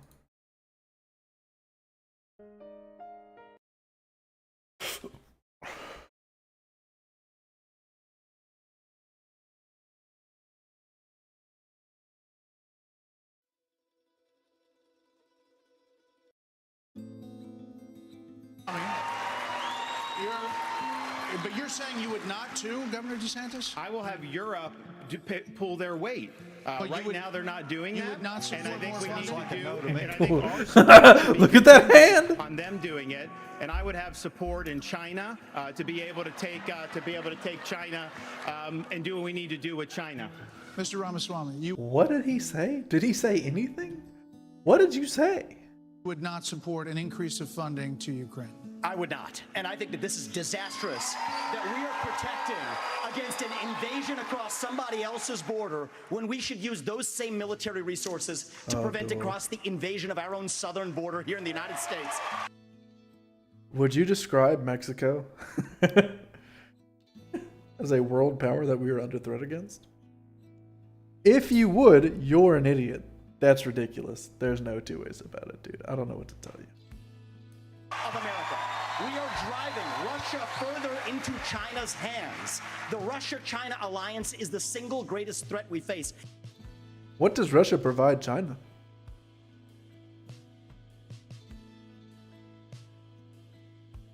I can wait. I can wait. And I find it offensive that we have professional politicians on the stage that will make a pilgrimage to Kyiv, to their Pope, Zelensky, without doing the same thing for people in Maui or the south side of Chicago or Kensington. Now he said they had everything and they needed within 6 hours of the wildfires. I think that we have to put the interests... East Palestine refused any assistance from Joe Biden, said they needed everything. They had everything they needed. Of Americans first. Secure our own border instead of somebody else's. He was referring. And the reality is, this is also how... Also, is immigration like a military advancement? Is that something? Do they have guns? They got tanks and shells and shit, dude. You tell me. we project strength by making America strong at home. Project strength. This is the crazy thing. So, like, there's a lot of aspects to this, but, like, I think if there's one thing that Biden's done right, It's the interactions we've had with Ukraine and Russia. If you remember at the beginning of the Russian invasion of Ukraine, like Russia brought out its ICBMs and were like flying them around, like driving them around. And they're like, dude, Biden, what are you going to do? And he's like, we're not going to do anything. If you want to talk about like projecting strength, it's like, yeah, you're not going to do it. So we're going to chill. And then nothing happened. Like he literally was like, yeah, that's not really a problem to us. And look at it now, after all of the military equipment that we've sent them. I mean, what was that last parade that they did? They had one tank from like World War II. That was the only thing in the parade.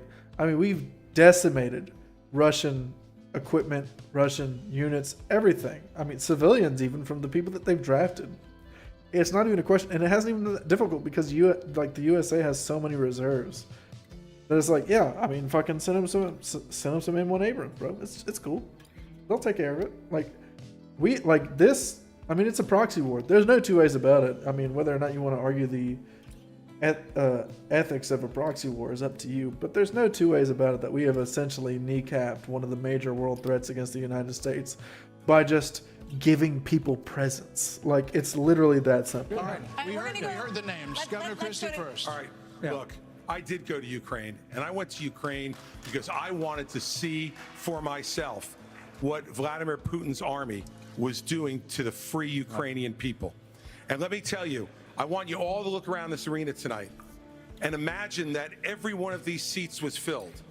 And if every one of them was filled, there would still be 2,500 more children outside to make over 20,000 who have been abducted, stolen, ripped from their mothers and fathers, and brought back to Russia to be programmed to fight their own families.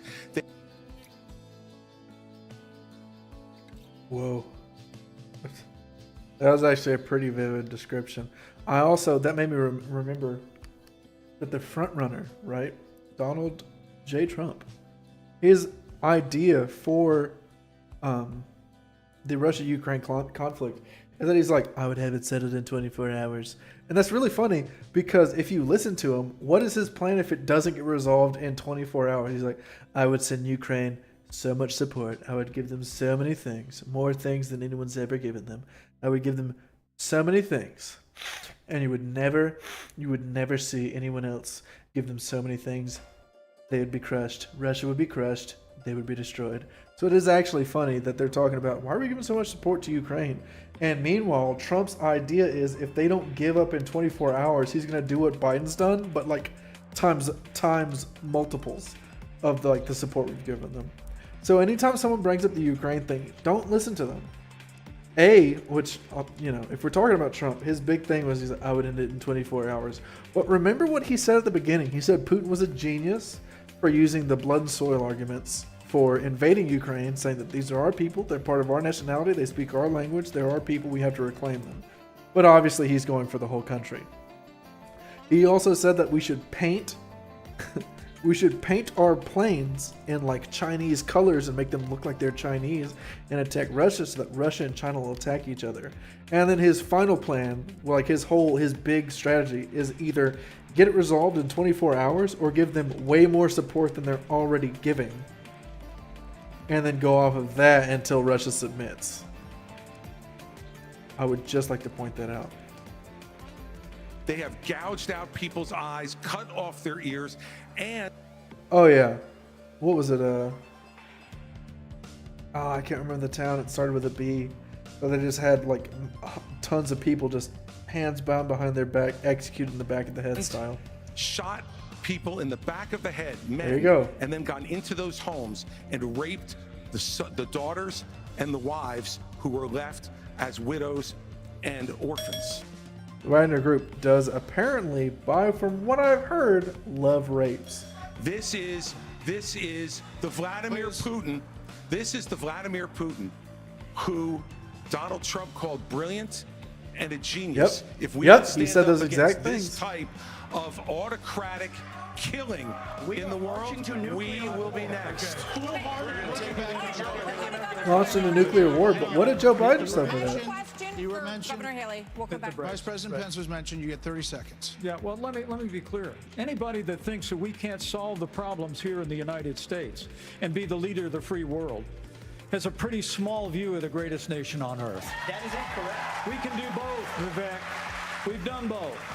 We've been the leader of the free world and the arsenal of democracy for years. The Reagan Doctrine years ago made it Arsenal of democracy is a hilarious thing to say. clear. We said, if you're willing to fight the communists on your soil, we'll give you the means to fight them there so our troops don't have to fight them. Vivek, if we do the giveaway... Wait, what? What are you talking about? Proxy wars? We give them money and support? Is that any different from what we're doing in Ukraine? How many troops are on the ground in Ukraine? Want to give to Putin to give him his land. It's not going to be too long before he rolls across a NATO border, and frankly, our men and women of our armed forces are going to have to go and fight him. I want to let the Ukrainians fight and drive Putin and the Russians back out into Russia. I want to just so briefly address Pence. Vice President Pence. Decent perspective. I have a newsflash. The USSR does not exist anymore. It fell back in 1990. Did I say the real threat? You talked about What the are we communists, talking about? and the real communists that we have to address right now have any is the idea what Vladimir Putin's aims you are? already spoke. Now I actually have something to say. No, wait. Mike Pence is crazy right here. Like, he's literally going for old USSR territories, specifically the ones that are resource rich. It's really funny that he's trying to talk over him on Saying this. he wants to reestablish the old Soviet sphere You've made of your point, influence. Vice President. Yeah, I'm sorry, he's I literally insulted right. him by calling him a communist. He is a dictator and a murderer, and the United States of America needs to stand against authoritarianism. He's just right. Mr. Ramaswamy, 30 Briefly seconds. respond. The real threat we face today is communist China, and we are driving Russia further into China's arms. The Russia-China military alliance is the single greatest threat we face. Wait. What Russian military? We've seen them drafting people. We've seen their draftees killing commanders on YouTube. Not YouTube, but you know what I mean. We've seen videos of them shared on social media. We've seen them going out and using basically rusted, destroyed AK-47s. We've seen Ukrainians hiding amongst like trenches full of dead Russians to hide from shelling. Like, we know what's happening. It seems pretty clear. What Russia-Chinese alliance? Nobody in either political party is talking about it, and I am the only non-neocon on this stage who will keep us out of war. Mr. Vice President, we can't hear. Keep us out of war. Are we in a war? Name the war. Which war?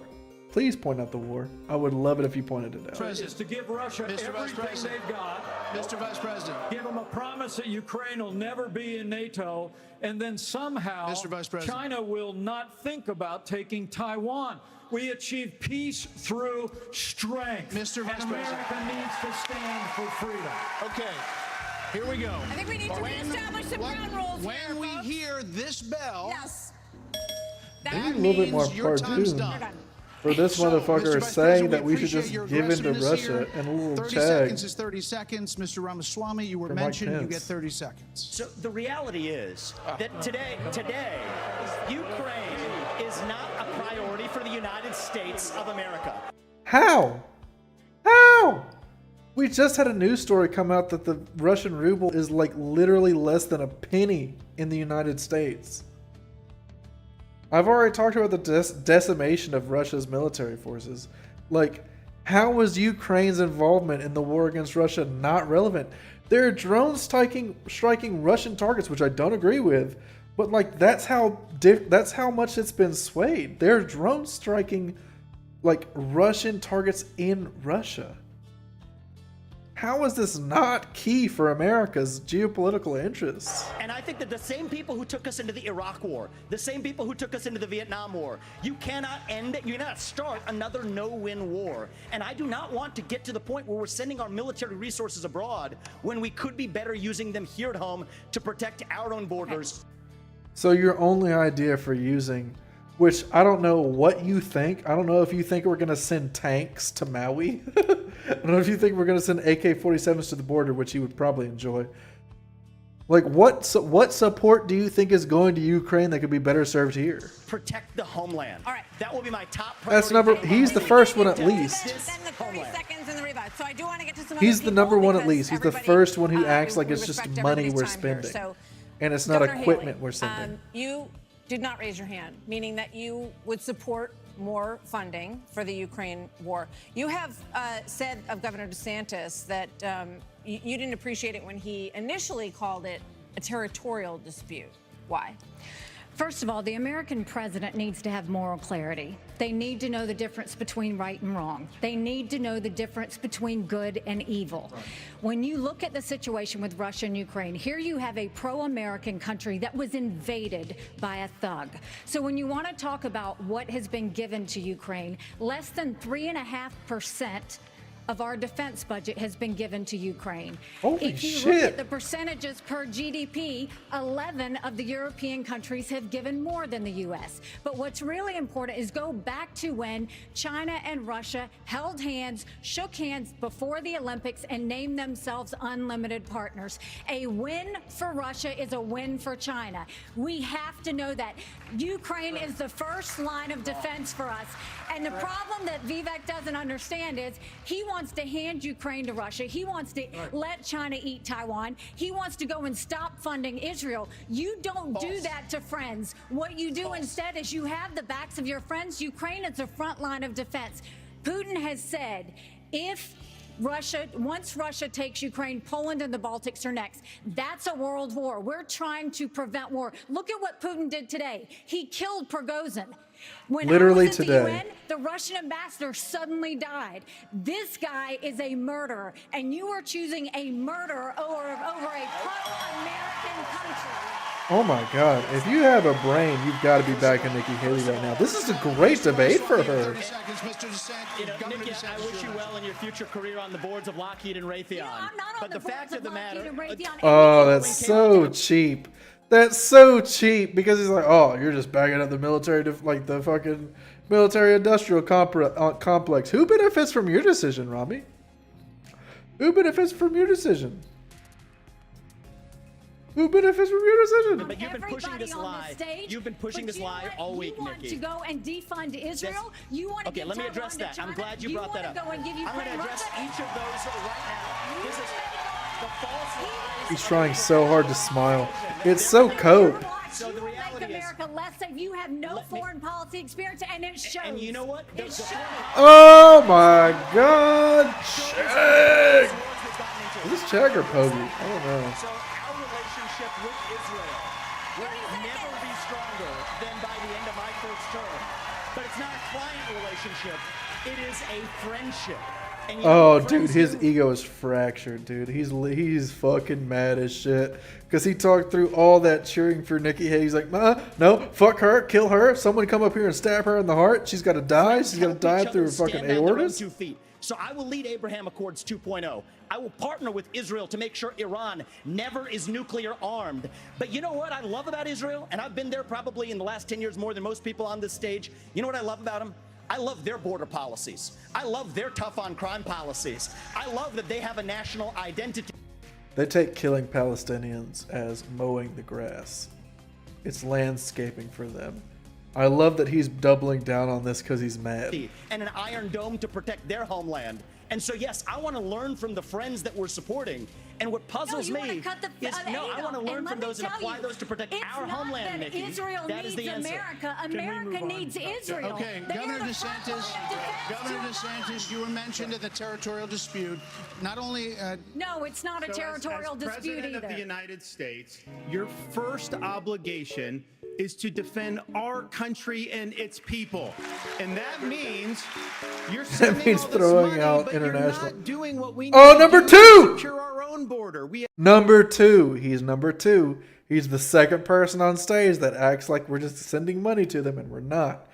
Giving them equipment and like all of their equipment needs. We're giving them military like fixtures. We're not just sending bags of cash to Ukraine. We have tens of thousands of people who are being killed because, well, we're not handling both. And so I am going to declare a 10,000 people are emergency. killed. I'm not going to send troops to Ukraine, but I am going to send them to our southern border. When these drug pushers are bringing fentanyl across the border, that's going to be the last thing they do. We're going to use force, and we're going to leave them stone cold dead.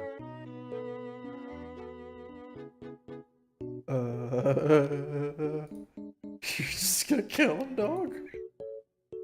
kill him? We're actually going to move on to China. We're going to talk about China. You're just gonna kill him? Governor Burgum. China has the biggest navy in the world, the biggest army in the world. Now they have warships off the coast of Alaska. They are threatening Taiwan. In coming years, China will have 1,500 nuclear warheads, it's believed. The U.S. just arrested 2 sailors accused of spying for China within our military. So the question is, how would you deter China as a president, Burgum? Well, this is the #1 issue we're facing, and of course we haven't been talking about it, and we act like that letting Russia win in the Ukraine is like a gimme as opposed to a gift to China. Russia has become China's gas station. But how would we do it? The Biden administration is a complete fail. China imports 10 million barrels of oil a day, more than any other country in the world. They do not even have all the food they need to feed everybody in that country, so they don't have energy security or food security. But the Biden administration sends Blinken, Yellen over there. They're over there trying. They don't even bring up energy because they're too busy trying to kill the U.S. energy here. And what we need to do is not meetings, not press releases. That is definitely what the IRA definitely implied. It wasn't getting energy from other sources. It was that we just wanted to stop buying it from Saudi Arabia, bro. Because something that would send a lot more than a press release is actually Harpoon missiles. We need anti-ship missiles on Taiwan.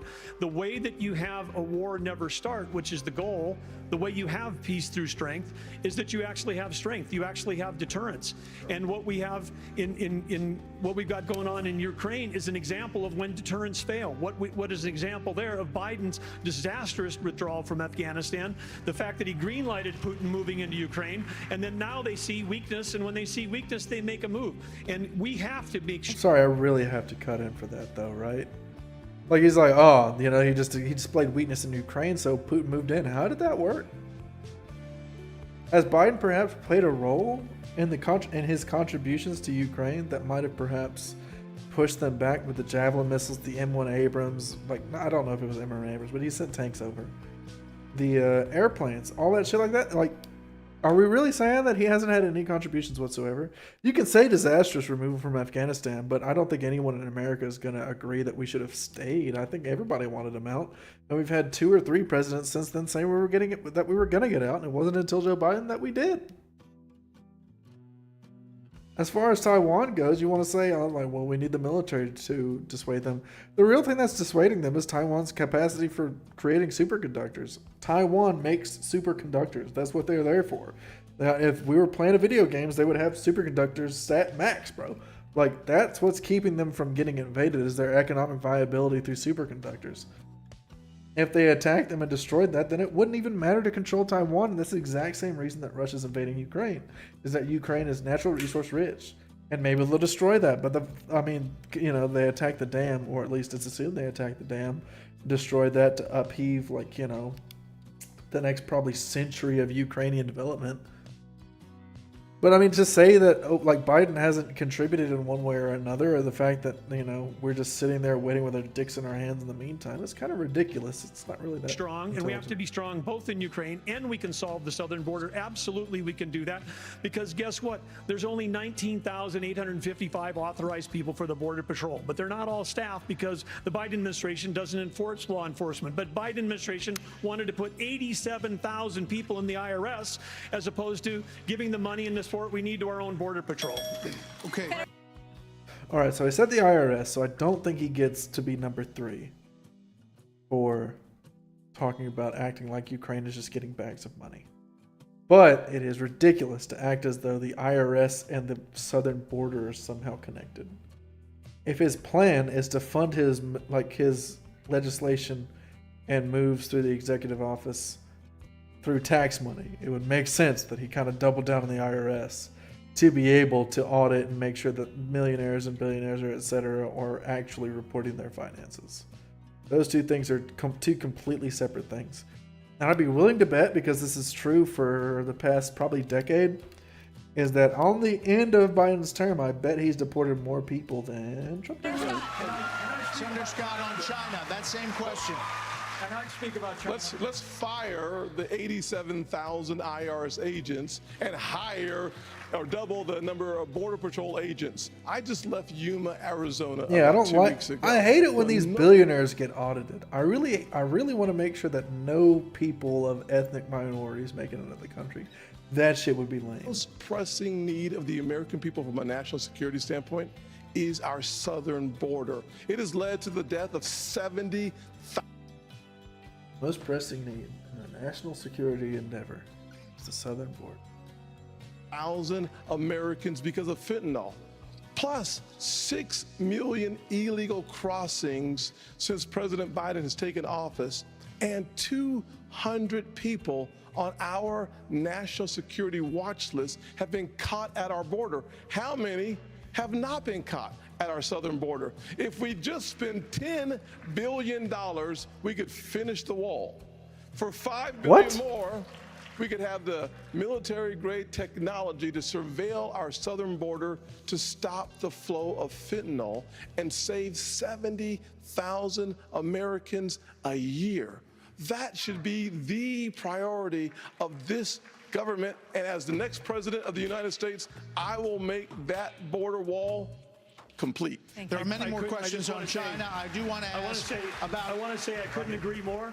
It's not just the 70,000 from fentanyl. We've lost 200,000 people to overdoses since Biden took office. That's 300 people a day. We're taking mass casualties, and that's a statistic, but these are sons and daughters, nieces and nephews that we're losing. We've got North Dakota troops down there flying night helicopter missions from San.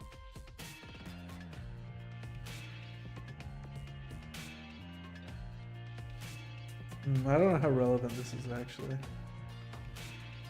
10 million illegal immigrant population.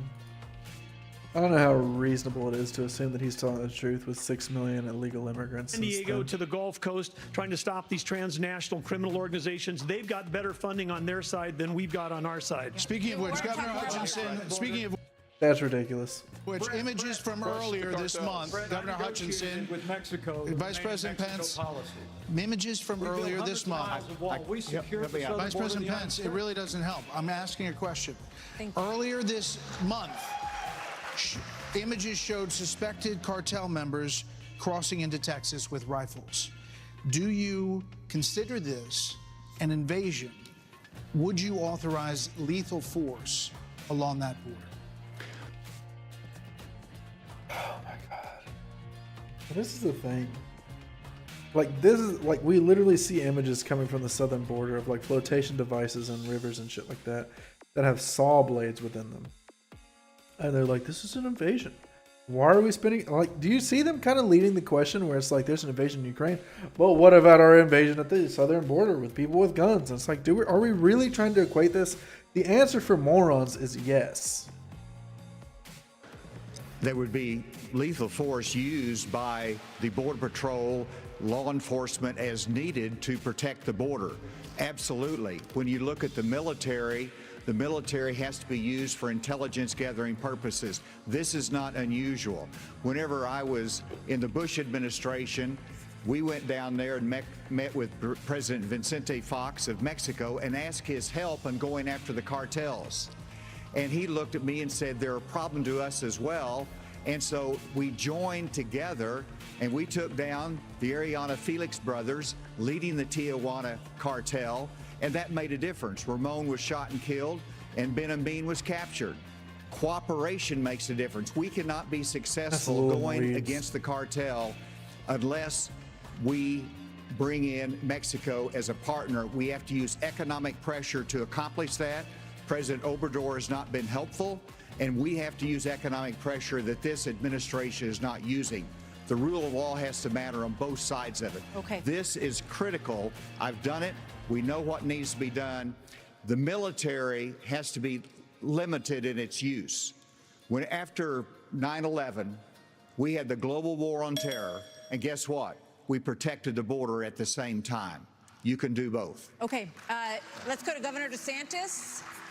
So, as president, would you support sending U.S. Special Forces over the border into Mexico to take out fentanyl labs, to take out drug cartel operations? Would you support that kind of American military use? Yes, and I will do it. That's an insane question. And he doubled down. He's like, yeah, I'm going into Mexico and I'm attacking On them. day one, here's the thing. Day one? The cartels Day are one? killing tens of thousands of our fellow citizens. You want to talk about a country in decline? You have the cartels controlling a lot of part of your southern border. We have to reestablish the rule of law, and we have to defend our people. The President of the United States has got to use all available powers as Commander-in-Chief to protect our country and to protect the people. So when they're coming across, yes, we're going to use lethal force. Yes, we reserve the right to operate. How many more tens of thousands are we going to let to die? I am sick. I've met angel moms throughout this country. I met a lady in Texas named Tracy, and her son what is he going to say? One Percocet that was laced with fentanyl, immediately died. That is happening all across this country because of the poison that they are bringing in. So as president, would I use my force? God, what sort of dare campaign shit is that? He took a Percocet. There was fentanyl within a 30-mile radius, and that motherfucker turned into a demon. I hated him. I hate him now. Foreign terrorist organizations, you're darn right I would. Oh, you're so darn right, bro. Vice President Pence, why would you be better at this issue than Governor DeSantis? Governor DeSantis on the campaign trail refers to your administration as not finishing the wall. Right. Look, we secured the southern border of the United States of America and reduced illegal immigration and asylum abuse by 90%. Less deportations from Obama. Just from a Republican's perspective, I'm just saying he had less deportations than Obama. When Joe Biden took over, he threw open the southern border of the United States, and the wave of humanity, the wave of fentanyl that's been eloquently described here is a wave of human tragedy across this country. But I would just like to say that Joe Biden continued lots of Donald Trump's policies on the border, including buying up land that Trump had projected for the border wall. It's kind of not true. Just saying. Martha, you began this evening talking about who is best prepared to be the next president of the United States. And I have to tell you, with all humility, I was there when we negotiated through the government shutdown and got the funding available to build the wall. I was negotiating on Capitol Hill around the clock. I negotiated the Remain in Mexico policy on behalf of the President of the United States. And I would just like to point out they did not get Mexico to pay for the wall. This was a failure for his, so it's weird he's like doubling down on this, but I feel like someone on stage is going to say something about it. You're so right. It's because we used economic pressure to bring the Mexicans to the table, and they allowed us to have people wait in Mexico while they applied for asylum. It ended asylum abuse overnight. We got the Mexicans to deploy. Ended asylum abuse. You know, it is interesting, you know, to watch Republicans say these people are abusing asylum, and then meanwhile they will also in the same breath say this country's run by cartels, Mero. Like, you can't live in this country because the cartels run everything. But they will also say that the same people that are running from those cartels are asylum abusers. Their National Guard to their southern border and to our southern border as never before. And I want to promise you, as President of the United States of America, I will engage Mexico the exact same way, and we will partner with the Mexican military, and we will hunt down and destroy the cartels that are claiming lives in the United States of America. Okay, thank you. Another issue that is related to this is that almost 7 million migrants have crossed this border, our southern border, during the Biden administration. So, Governor Christie, what would you do about the 7 million who are here? How would you handle them? What would you do? Look, Martha, the first thing we need to do is to stop any more from coming. That's the first thing we need to do. Then the next thing we need to do with the folks that are here is to, again, as we've talked about all night tonight, We have to have law and order in this country. We have to enforce the law. And what that means is to make sure that people who come here illegally are not rewarded for being here illegally. We have so many wonderful people from around the world who are waiting in line, following the law to try to come here and pursue the American dream. And those people are waiting and waiting and waiting because we haven't dealt with the problem of the folks who are here. We have to have them detained. We have to make sure that they are not rewarded for having broken the law. And one last thing on this fentanyl issue. With China, we can't take our eye off of that ball. Right. Yes, it's I'm important. sorry, I'm really sorry. But like, this is the same kind of shit that I deal with at work, where it's like, this is a problems-oriented outlook and not a solutions-oriented outlook. You're not interested in solving the problem.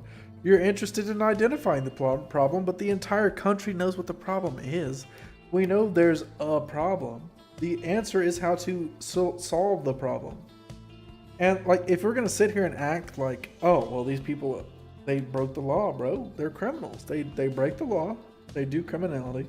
But people who are not born here, immigrants who break the law by coming in, generally speaking, do not break the law.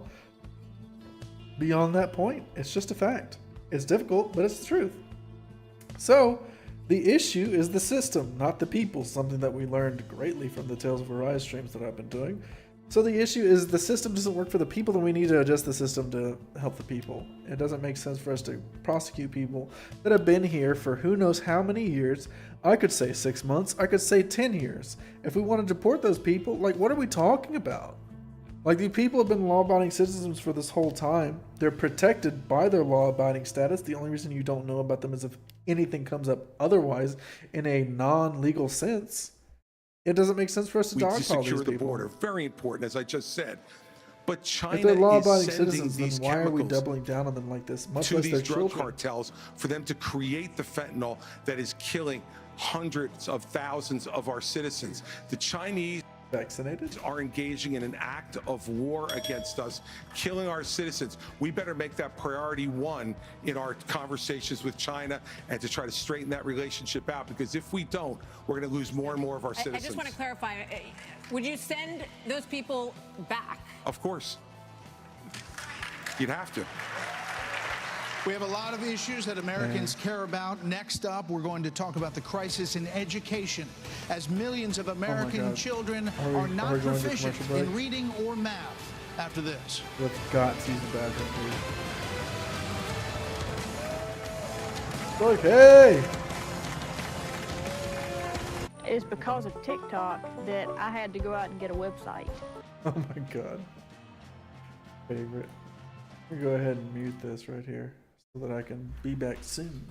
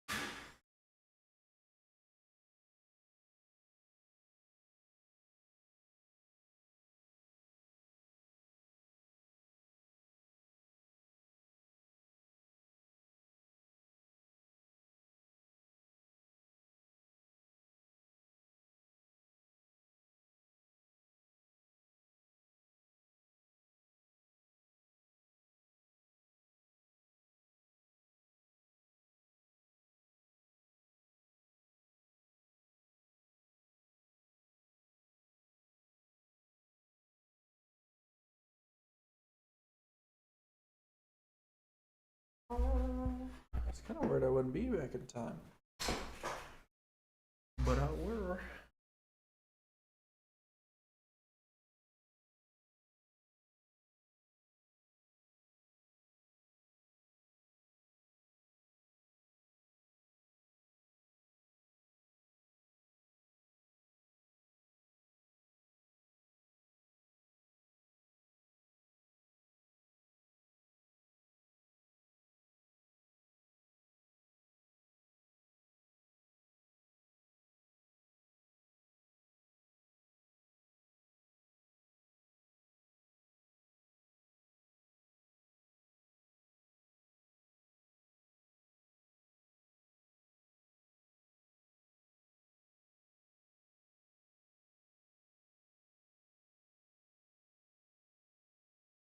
Within it. Oh my goodness.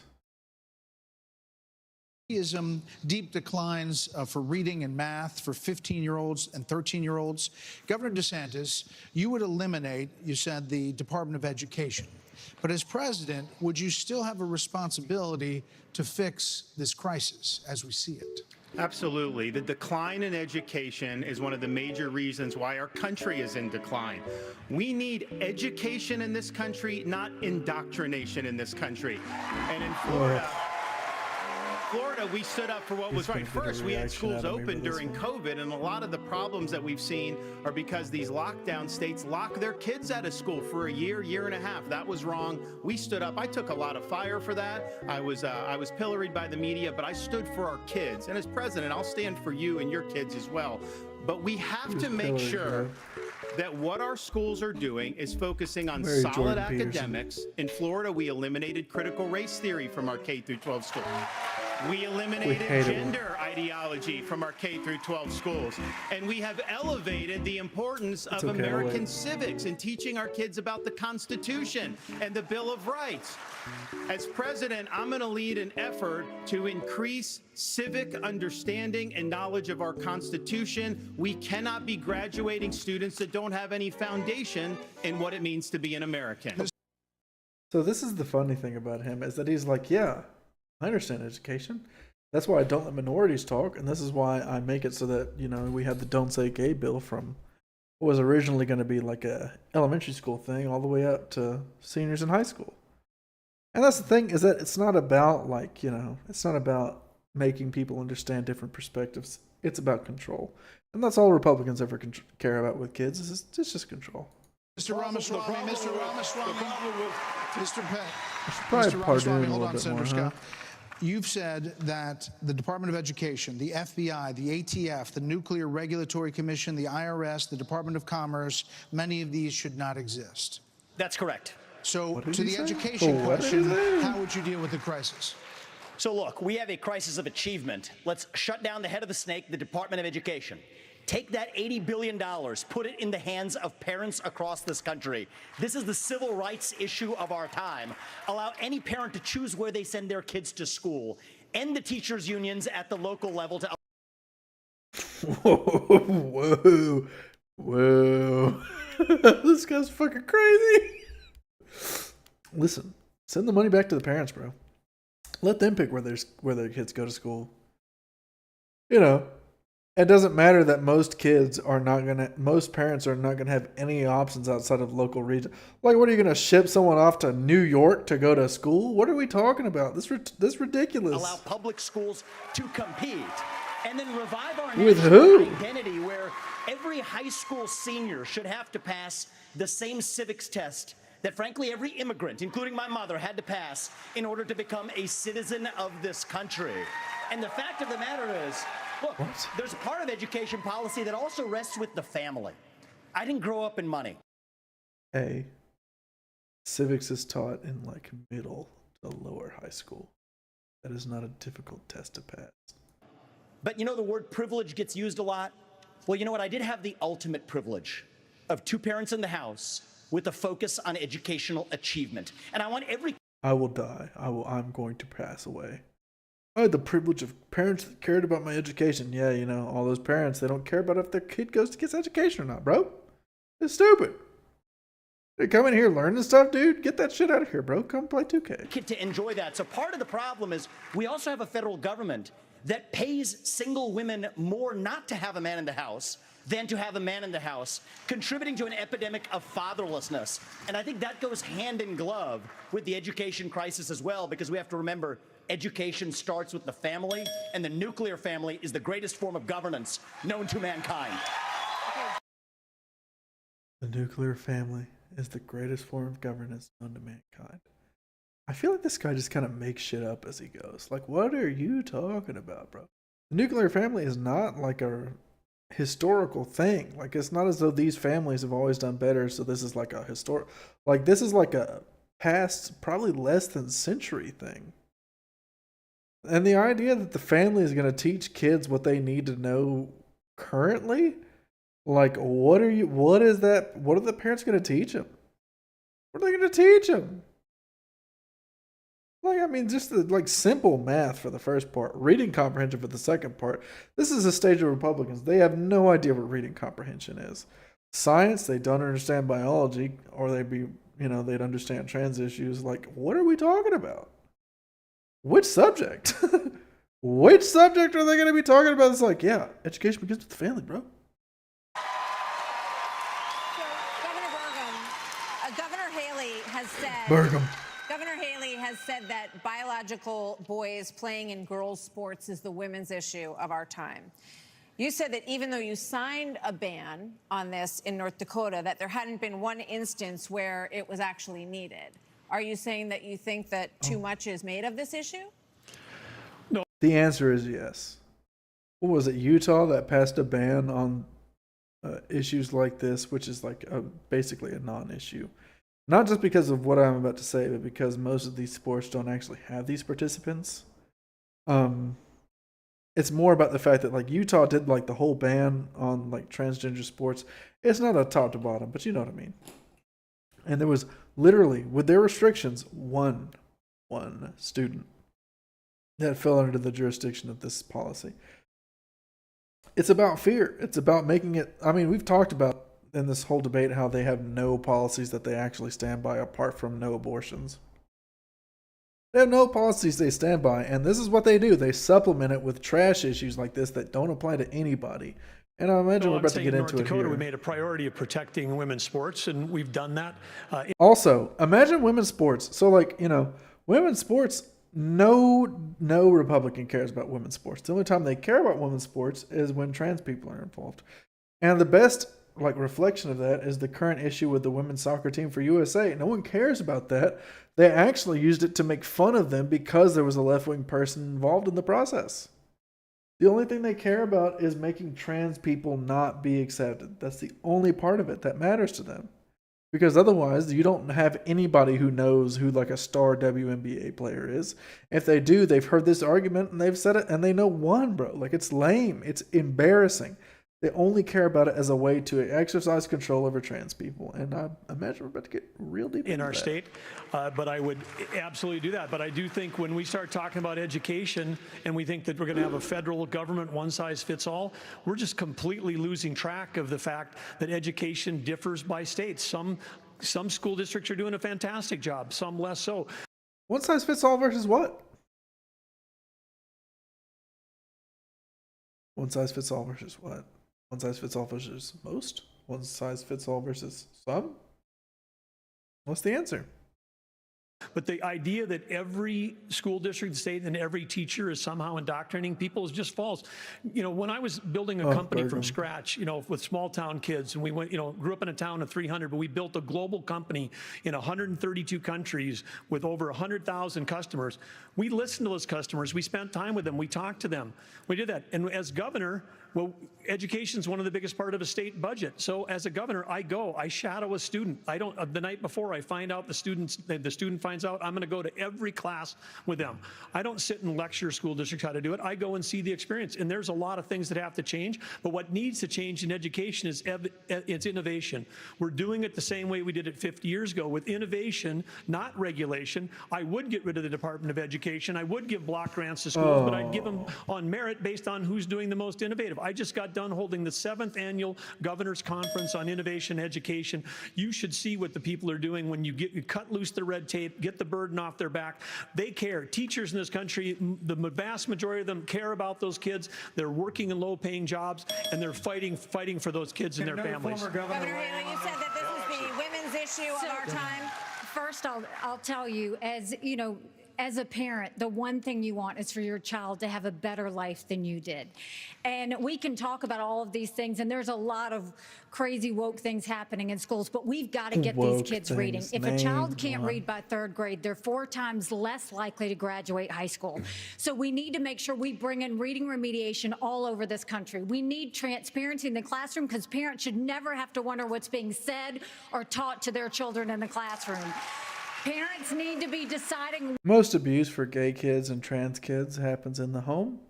The reason these things protect them from that is because they don't want these kids to get beat up in the house. That's why the transparency doesn't happen. I hope you enjoyed that. Which schools their kids go to because they know best. And let's put vocational classes back into the high schools. Let's teach our kids to build things again. When we do that and we allow that innovation, that's when it'll get back. And yes, I will always say I'm going to fight for girls all day long because strong girls become strong women become strong leaders, and biological boys don't belong in the locker rooms of any of our girls. Another point on education. We're going to start the lightning round. She was doing so good until she did that dumb to you, shit, Vice man. President. So this is a lightning round of questions, 30-second answers, please. President Biden will be 82 years old on Inauguration Day. Nearly 70% of Americans say that he is too old to serve. Should presidents have to pass a mental and physical test in order to serve, Vice President Pence? Well, it might be a good idea to have everybody in Washington, D.C. pass a mental and Dianne Feinstein. 30 seconds. No, the American people can make those judgments. But let me say, I'm running for Wow, president. what a turn. He was like, yeah, they should do it, but I who's don't want to too do that. old. And we don't need a president who's too young. I'm getting whiplash twice. We need a president who's been there. We need a president who knows Hold how on, let me Congress check. works, how the White House works, how states work. And on this education issue, Martha, I was fighting against No Child Left Behind when Republicans were doubling the Department of Education. I'll also shut down the Federal Department of Education. And when I was governor, we doubled the size of the largest school choice program in America. And we'll give school choice to every family in America when I'm in the White House. Is that right, bro? Mr. Is that real? Ramaswamy, I think you were mentioned there. You're 38. You're the youngest on the stage. You've said, and you just said, you want a civics test or public service for those under 25 to be able to vote. So the question is, do you want a mental acuity test for presidents over 75? I believe in the people of this country to tell the difference between somebody who's an automaton and somebody who's actually a thinking agent in the White House, which we don't have in there today. And I will tell you, I want to address Vice President Pence's comment. I think we do need somebody of a different generation to lead this nation forward. Look at the way I've run this campaign. Go into the south side of Chicago, to Kensington, enough, but it's not in the middle you, of bro. Philadelphia, where traditional Republican candidates don't go. We have an opportunity to build a multi-ethnic working class majority to deliver a landslide, and I think I'm the only candidate in this race, young or old, black or white, to bring all of those voters along to deliver a Reagan 1980 revolution. We're going to do it in 2024. Same question to you, Governor Reagan. In a presidential election until 2020. I will answer that. I will answer that. 30 seconds. 30-second quick answer. You guys need to get control of this debate. Everybody's going to get a chance. Listen, we're getting control of the debate. This is a lightning round, not rolling thunder. Governor Hutchinson, you have 30 seconds on the same question. On education, first of all, look at Arkansas. We have to compete with China. I built computer science education. We led the nation in computer science education, going from 1,100 students to 23,000 students taking it. This is how you compete with China. As President of the United States, I will make sure we go from 51% of our schools offering computer science to every school in rural areas and urban areas offering computer science for the benefit of our kids, and we can compete with China in terms of technology. Thank you, sir. This is going to go to this is coming to you. We're trying to do a quick round of different topics here. So, Senator Scott, faith is on decline in this country. You talked about it a little bit before tonight. So, is there a role for a president of the United States in changing that? what would you do to change that? Well, our nation was founded upon the Judeo-Christian values that has made this the greatest nation on God's green earth. I'm a big believer in Ephesians 3:20 that God is able to do exceedingly abundantly above all that we ask or imagine. Our responsibility should be to model the behavior we want others to follow. On education, the only way we change education in this nation is to break the backs of the teachers' unions. They are standing in the doorhouse of our kids. Those teachers have too many benefits, bro.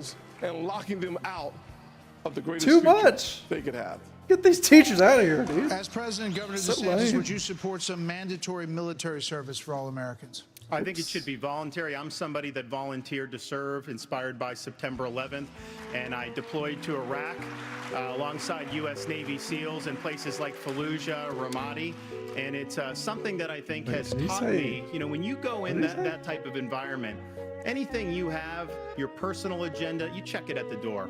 You go there, and it's about focusing on the mission above all else. And guys come together, and they get it done. And that's Guys how come I would together, view guys.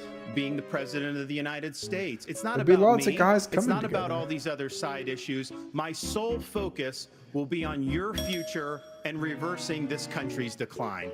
Okay, now for something a little out of this world, and this is for you, Governor Christie. Do you believe that the recent spike in UFO encounters...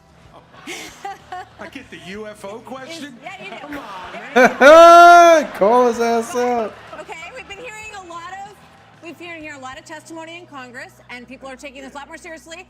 And we're hearing that, you know, there are things going on that people aren't aware of.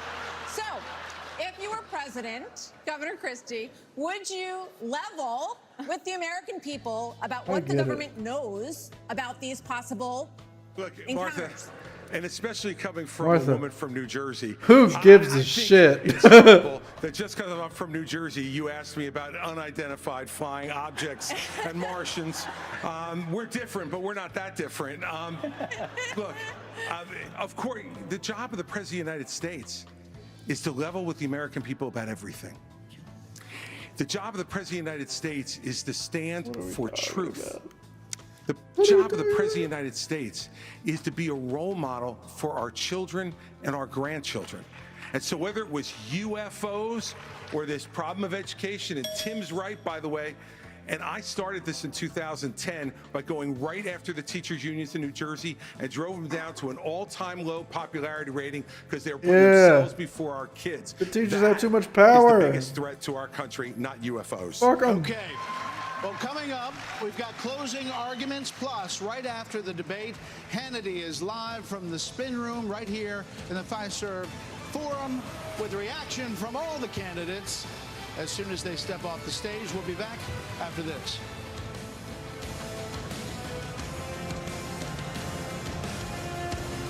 Closing arguments. I'm not sticking around for closing arguments. I'm gonna be honest with you. So, Asa Hutchinson and Dugam are definitely at the bottom of the list. Is there a tier list for this? Chris Christie didn't get the slams that he wanted. Ron DeSantis did not necessarily heavily defend Trump. Ramaswamy kind of took that hit. Honestly, Ramaswamy took a lot of hits. Tim Scott was present. Mike Pence had some good jabs. Nikki Haley, to me, was the most promising one of all of them. Because she was the only person that was a person. Which is cool, because it's like, holy shit, she has a pulse. She feels things. She thinks things. How cool was that, right? But it's just like, I don't know. I mean, Ramaswamy and DeSantis are like not relevant to me. Like, I mean, I'm not going to fucking vote for Republicans anyway. But at the same time, it's like DeSantis was like non-existent. I mean, he kind of skirted by, which, you know, I said the same thing about Biden in the beginning, but over time he kind of ran away with it. Maybe he'll have more traction as the time goes on. Ramaswamy took a lot of hits, I'm not going to lie. I mean, he does seem fake as hell. I mean, he was smiling the whole time. It was very copy. It was very just like, he insulted me. I can take it in stride. And you can't, bro. Like, you were very clearly upset. It was the same thing with the host when they mentioned the questions that they got. It's like, oh, well, we asked this. It's like, yeah, bro, like, don't fucking back off like that. Like, you know, nut up. Nikki Haley handled it well, though. Apart from the trans thing, I mean, you know, she seems somewhat reasonable and, like, relevant on a national stage. The only issue that we keep running into with the GOP is that, as far as GOP is concerned, you can't be relevant on a national stage. You've got to be a psycho. You've got to be someone who can only be voted for by Republicans and nobody else. So, I mean, we'll see how this like plays out from here on, but that's kind of the vibe I'm getting, man. Nikki Haley's the most reasonable, followed by like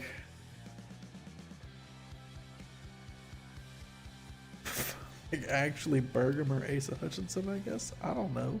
Listen to them talk, they're all crazy. But we definitely ended with like a Chag versus Pardue. We definitely ended with a ratio here. I definitely felt like I got a lot more Pardue out of this. So, long story short,